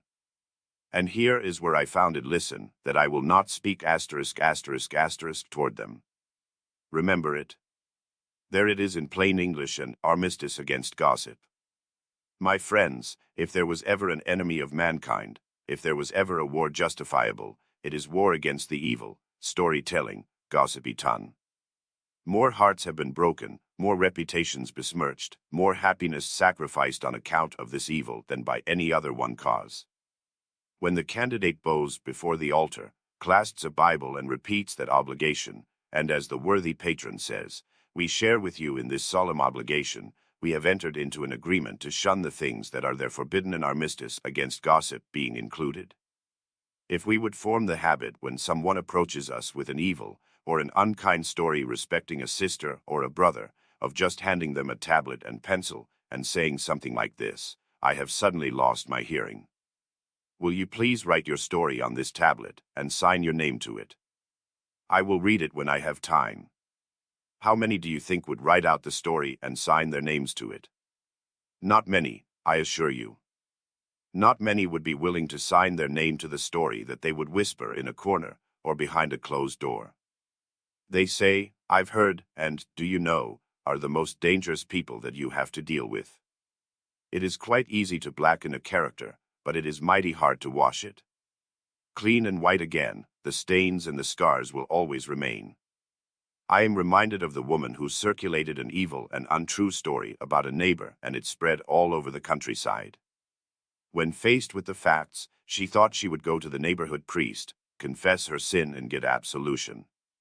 The old priest listened and said, "Well, we'll take care of that. You go to the market, buy a goose, and bring it to me. But as you walk along, pluck the feathers and down from the goose, and drop them on the highway." The woman thought that looked easy. So she bought the goose, and carefully plucked it, and dropped the feathers as directed. When she reached the old priest, she smilingly presented him with the plump, clean goose and expected to receive complete absolution. But, instead, he handed her a bag and said, "Now go back over the same road and pick up every feather and bit of down and bring them to me, and I will absolve you." It was a windy day. Do you think she succeeded? Did you ever pick a silver-bowled dandelion, or open a prickly thistle burr, or a milkweed pod and blow the tiny parachutes into the air, and then try to gather them up again? Try it once and see what success you have. Boys flying kites haul in their white-winged birds. But you can't do that when you're flying words. Thoughts unexpressed may sometimes fall back dead. But God Himself can't kill them when they're said. Years have passed since the great armistice was signed that closed the World War, but evil-speaking and tale-bearing still exist among us. Let us now again renew that part of our obligation which protects the character and reputation of our sisters and brothers, and armistice against gossip. No one makes a good citizen who does not obey the laws. What a lovely country this would be if all people were obedient. No jails, no prisons, no penitentiaries anywhere. And what a deal of misery and suffering we should be spared if all men and women in America had been taught when children to reverence laws and had been trained in habits of obedience. The very foundations of our republic are shaken when any class of men, high or low, defy their country's laws. A cheerful smile one's better than a carload of foot warmers. The inspiration of the labyrinth. Some years ago, the writer was present at an initiatory service when the customary invitation was extended to the newly made members to express their impressions of the work. One new member, a brother, expressed himself as being favorably impressed, but wondered why an organization like the Eastern Star, founded on Christian principles, should have a character like Ada, a young girl who had been made a human sacrifice, a heathenish custom and not in keeping with the principles as explained by the other four lecturers. This brother was also at a loss to understand the meanings of the marches that wove in and about the labyrinth. In fact, just why seemed to be the burden of his speech. We wonder if there are not others who have had the same puzzling questions come to them, and if there is not perhaps an answer that will at least satisfy the inquiring mind. When the Order of the Eastern Star was new, when the pioneers along those lines were seeking ways to make it more beautiful and lasting, the candidates, who were given the work one at a time, did not make the labyrinth marches as they are made today, but were led by the proper officer directly from station to station around the Pentagon formed by the star points. Our first inquiry as to the reason for this change was directed to Sister Nettie Ransford, P.M.W. G.M., who was a member of the General Grand Chapter at the time the change was made, and who, as Grand Conductress, demonstrated the new Labyrinth March on the floor of the General Grand Chapter when it was adopted by that body. Sister Ransford seemed to be as much at a loss to explain why as the inquiring brother, and all that she could say was, well, it looked better that way than the short marches from point to point as before. It lends dignity to the work.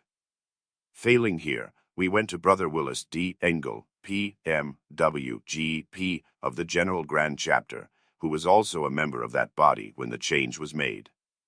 Brother Engel, although learned in all the history of the order, was not able to cast any light on the question and gave us about the same answer as had Sister Ransford. It looked better.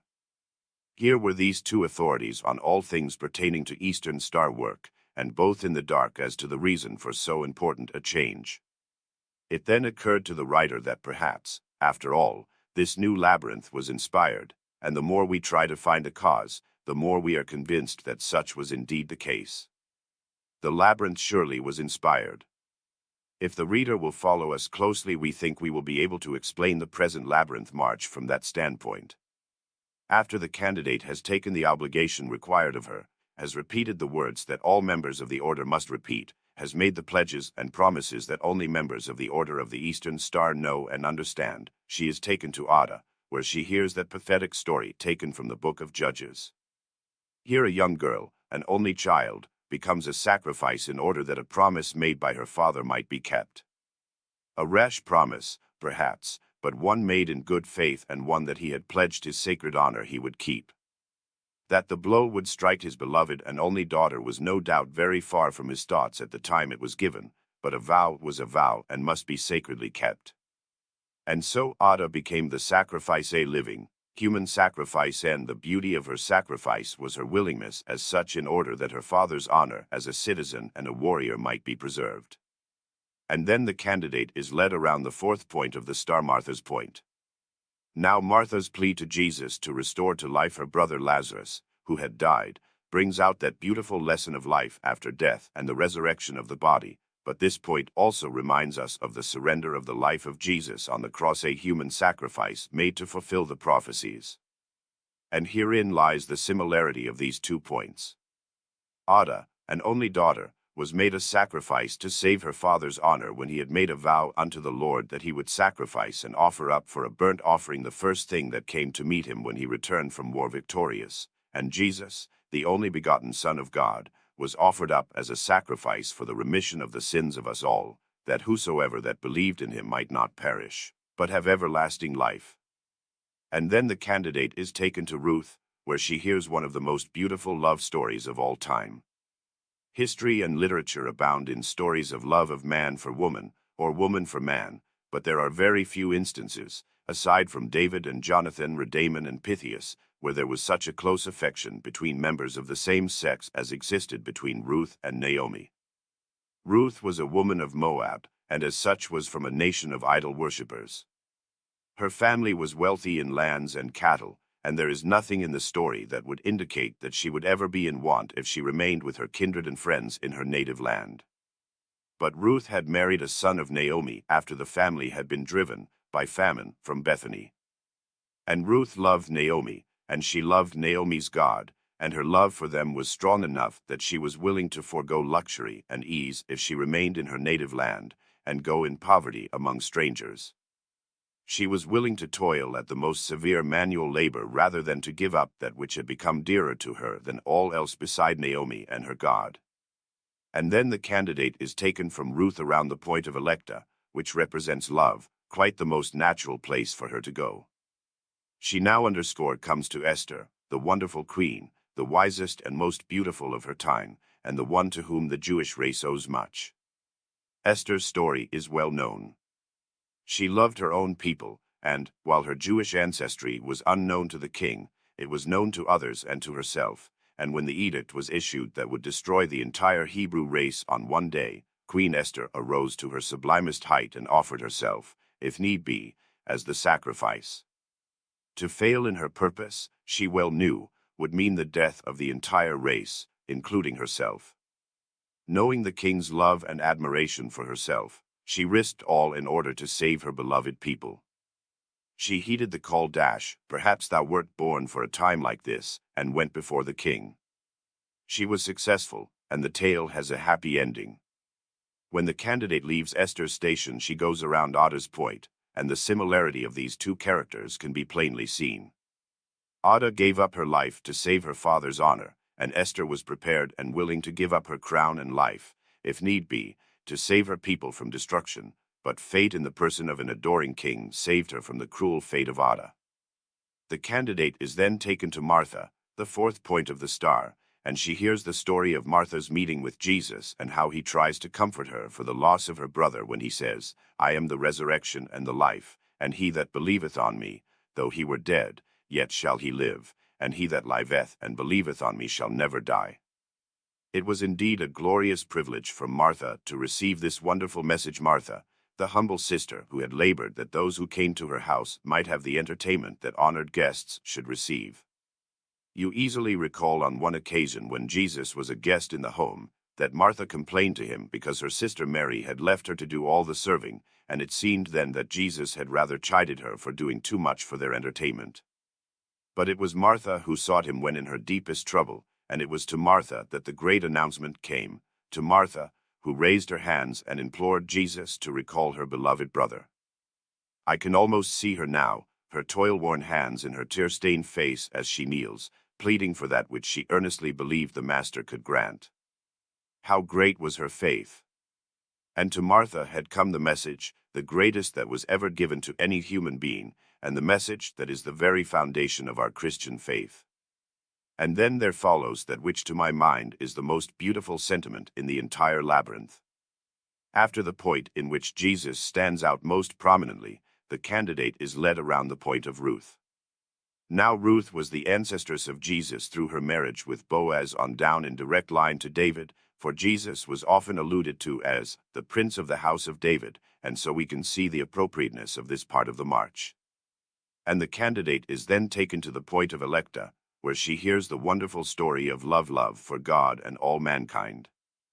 Electa served through her great love for God, and finally suffered the fate of the early Christian martyrs because she would not renounce her faith. It was the Master who said, "I give unto you a new commandment, that ye love one another even as I have loved you." Following Lee's lecture on love, at Electa's station, the candidate is IP.D around Esther's point. Now Esther represents purity, and here we have love and purity linked together in the labyrinth, and these two attributes are the crowning glory of womanhood. But when the Master spoke of purity, he made no sex distinction, for what was pure and sacred for woman was equally pure and sacred for man, no double standard of morality where the Master was concerned. You will remember that when the cringing woman was cast at his feet, the punishment for whose crime was stoning to death, the Master said, "Let him that is without fault cast the first stone," and not a stone was cast. And so we have completed the labyrinth march. We have joined the points that seem to have something in common. We have shown the relation between the story of Ada and that of Martha, of the point of Ruth with that of Electa. The story of Esther has been compared with Ada, the message to Martha with the point of Ruth, and that of Electa with the point of Esther, and in every instance there was some characteristic of the one that bounded up with that of the other, and through it all on every march the open Holy Bible lay on the altar as the candidate was led by, thus indicating that absolute reliance upon the Scriptures is essential to our faith and well-being.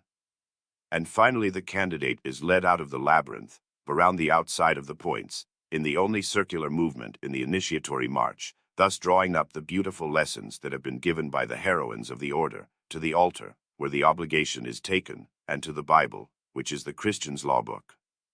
Then will you not, my friends, agree with me that the labyrinth, whose intricacies fail of any other solution, was indeed inspired?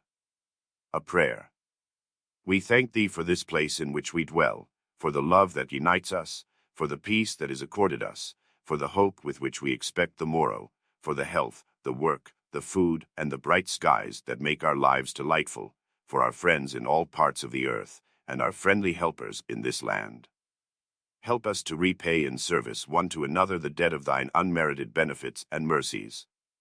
Grant that we may be set free from the fear of vicissitude and death, may finish what remains of our course without dishonor to ourselves or hurt to others, and give at last rest to the weary. Robert Louis Stevenson. God giveth his beloved sleep. Dust thou art, to dust retumeth, was not spoken of the soul, is the poet's way of expressing his belief in eternal life. When Martha, kneeling at the feet of Jesus, begging for the restoration of the life of her beloved brother, said, in answer to Jesus, "I know that he shall rise again," at the resurrection, at the last day, she, too, expressed her belief in the immortality of the soul. And so it has been all through the ages, that the human mind has had a firmly implanted belief that what we call death, for the want of a better word, is only the transition of this into another and higher life. All history shows that the peoples of the earth have had some conception, however crude, of a life after death. The Norseman with his Valhalla, the Mohammedan with his Garden of Allah, the American Indian with his Happy Hunting Ground, and the modem Christian with his Haven of Eternal Rest, all picture the supreme desire for and a belief in a future existence. You will readily see that as the race has advanced, the picture of the final abode has materially changed, and just what it may be no one knows, but it is certainly noticeable that the utmost desire for us all is that there shall be a place where the souls of men shall gather and their longings shall be satisfied. Nature's God, if we wish to make a comparison, has demonstrated every day right before our eyes the miracle of life. The hard, brown bulb, deep down in the moist, rich earth, develops into the beautiful white lily. The thorny brown bush, covered with the snow and the sleet of winter, sends forth the blushing, fragrant rose. The bare, leafless branches that sway in the wintry blasts are laden with myriads of blossoms in May. In fact, all nature awakens at the kiss of the sun and the breath of the balmy breezes in the springtime of the year. Could God then be less thoughtful and kind to his masterpiece, the man created in his own image, and to whom he gave the breath of life? We are told that not a thought, deed, or act is lost in the great scheme of life. The miracles that are before us every day so common that we take them for granted, the aeroplane, the submarine, the talking pictures, the radio, are but the evidences of the great mind of God speaking through the intelligence of man. Are these to be forever lost? I like to think that nothing that is human ever dies, that everyone that bears the image of God shall live somewhere in the great plan of the author of the universe. I like to think that those who have been handicapped by burdens in their earthly life shall be freed from all encumbrances in the life to come. I want to feel that those who have traveled along life's thorny path, scattering seeds of kindness, will reap a rich reward in the final harvest. We all want to feel that the broken ties of family and friends will be reunited in the great somewhere, and nothing that God has created shall be lost. Your friends and mine that have been transplanted into the beautiful hereafter are waiting to renew the ties that once were so dear. When all that is corrupt shall have been made perfect and incorruptible, and all that is mortal shall have been made immortal, then shall we come into his presence and share with H1M the rich reward that is promised those that believe in him and have kept his commandments. My friends, our loved ones and our dear departed are for a while only taken from our sight, but we have that blessed assurance that was given to Martha, he that liveth and believeth in me shall never die. Believest thou this? In pastures green. Not always, sometimes he, who knoweth best, in kindness leadeth me. In weary ways where heavy shadows be, and by still waters. No, not always so. Sometimes the heavy tempests round me blow, and o'er my soul the waves and billows go. But when the storms beat loudest, and I cry aloud for help, the Master standeth by, and whispers to my soul, Lo, it is I. So, where he leads me, I can safely go, and in the blessed hereafter, I shall know why, in his wisdom, he has led me so. An unmerciful tongue may be more cruel than the most terrible instrument of torture ever forged.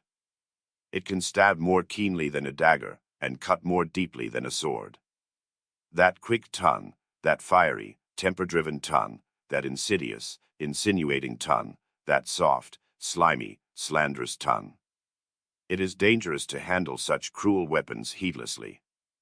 With one of them you may so rend your mother's bosom that she will wish she had never been born. You may so pierce your father's heart as to bring down his gray hairs in sorrow to the grave. You may cut the nearest, dearest ties and leave the heartstrings bleeding.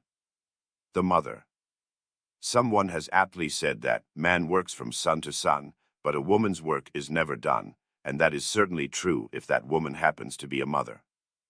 I guess I am a little old-fashioned about some things, and the place of the mother is one of them. I believe that a woman's sphere is the home if she is a wife and mother, and when I tell you what I think the home is, I am certain that you will agree that the job of being a mother is just about the biggest job that there is. When I say that the woman's sphere, if she is a mother, is the home, I mean that anything that affects that child of hers or its safety is her particular concern. With that definition of the home in mind, let us see just how far the home goes.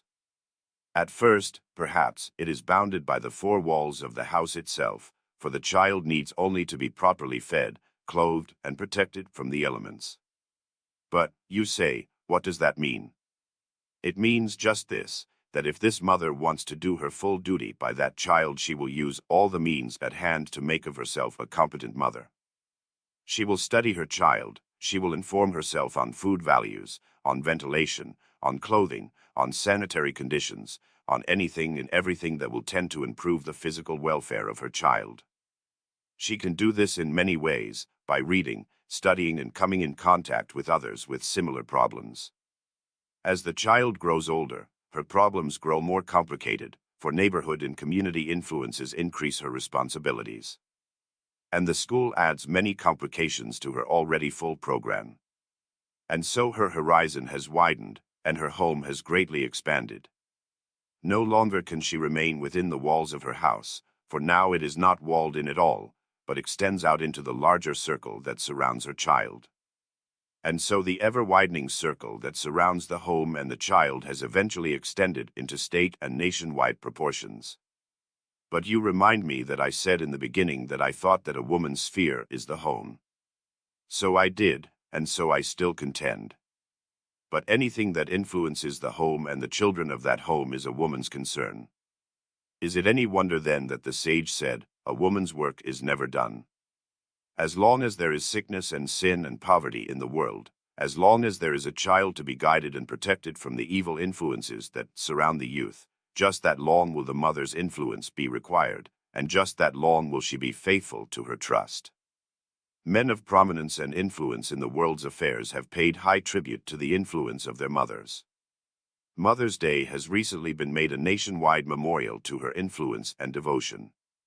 The greatest tribute to motherhood that the world can pay is a loyal and upright citizenship. So much of the child's early care and training is left to the exclusive care of the mother that to her, and to her alone, falls both the credit and the blame for the child's moral standing in the community. The biggest job on earth is the care and training of men for the responsibilities of citizenship, and that job is the mother's. Yes, a woman's care and responsibility is that of the family, and homage should be paid to her in proportion to the accomplishment of the task. No words of mine can add to the fine tributes that have been paid to her by orators and poets, but woman will quietly and calmly continue at her post of duty as she has since that first obligation came to Eve in the Garden of Eden. A woman's sphere is the world if it affects her child and its proper development. Iron and steel. Have you ever realized that iron and steel are essentially the same, the only difference being the experience of fire? Yet iron, as such, is almost useless. The mammoth skyscrapers, the endless bridges, and the great engines and steamers, and 1,000 more of man's modern achievements have been made possible because the soft iron has been changed into hard steel. Man is but the iron of humanity, and he remains so until he is changed by the experience of God and becomes the steel of Christianity. Sometimes the road by which he leads us is hard and rough, sometimes we may have doubts where we are being led and we want to turn back. But only by following him do we become the steel worthy of the structure of Christianity. Some very good Christians once said to Abraham Lincoln during the dark days of the Civil War, "We trust that the Lord is on our side."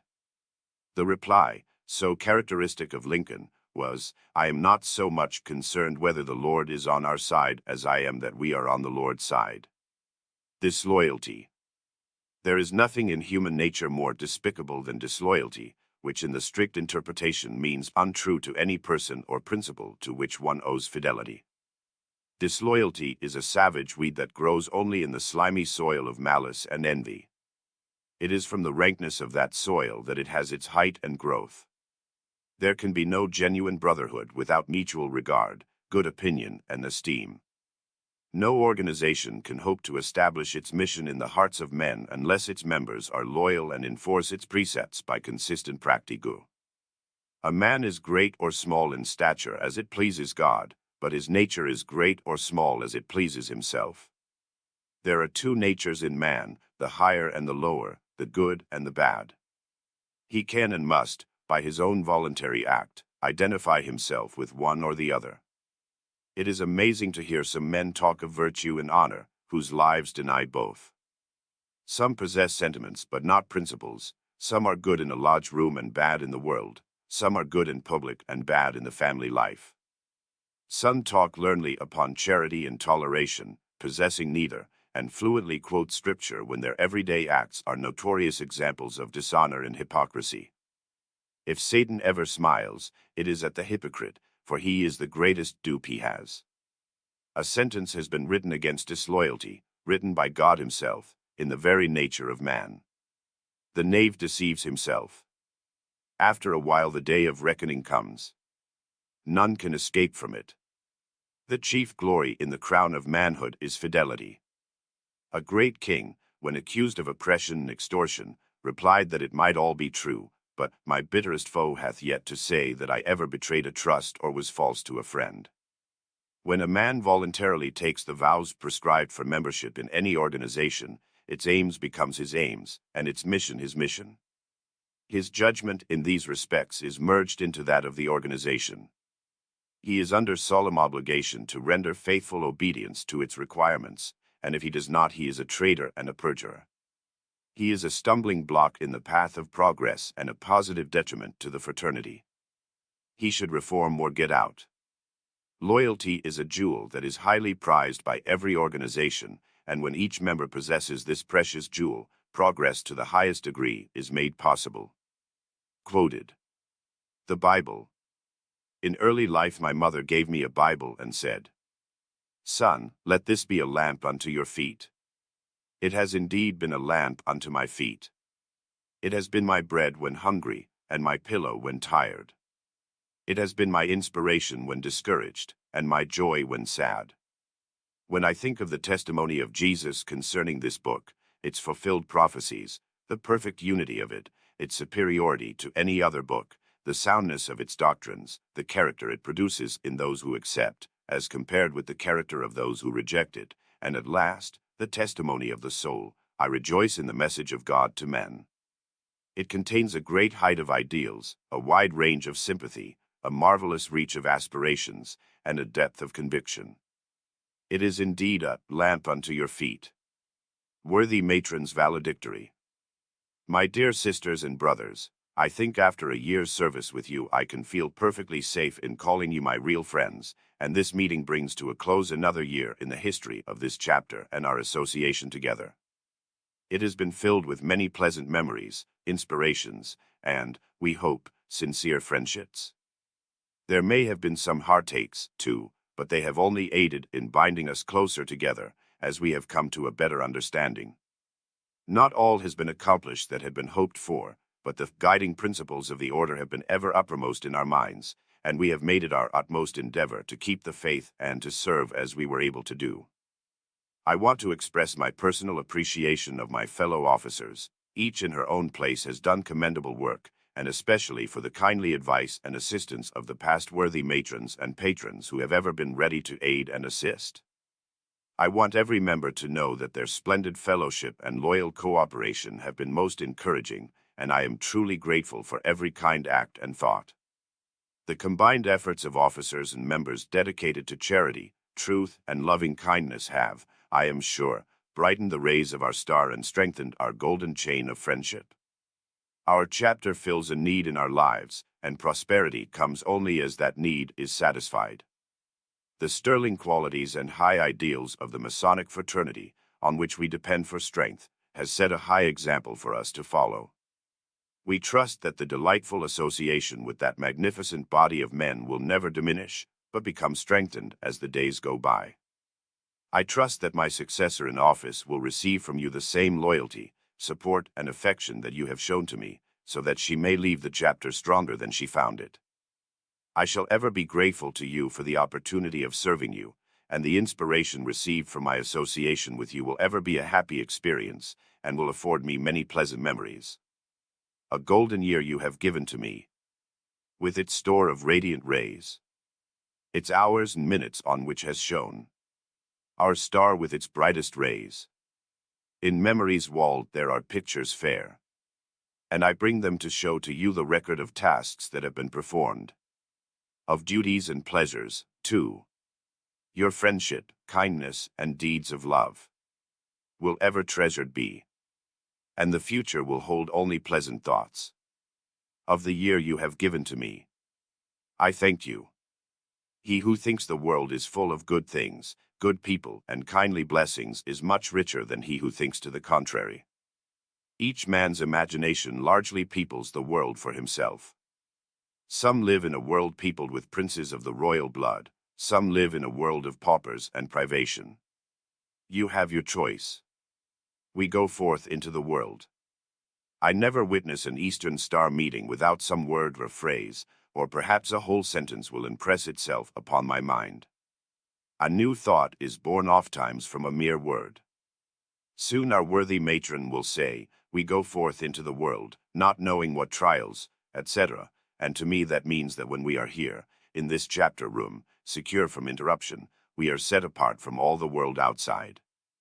In a world, as it were, all our own, made up of men and women with one aim, and that is to live together in harmony and make our own world better, and by our reflected light improve all else. Within these chapter walls there is no class, no rich, no poor, no educated, no outcasts, just one big family.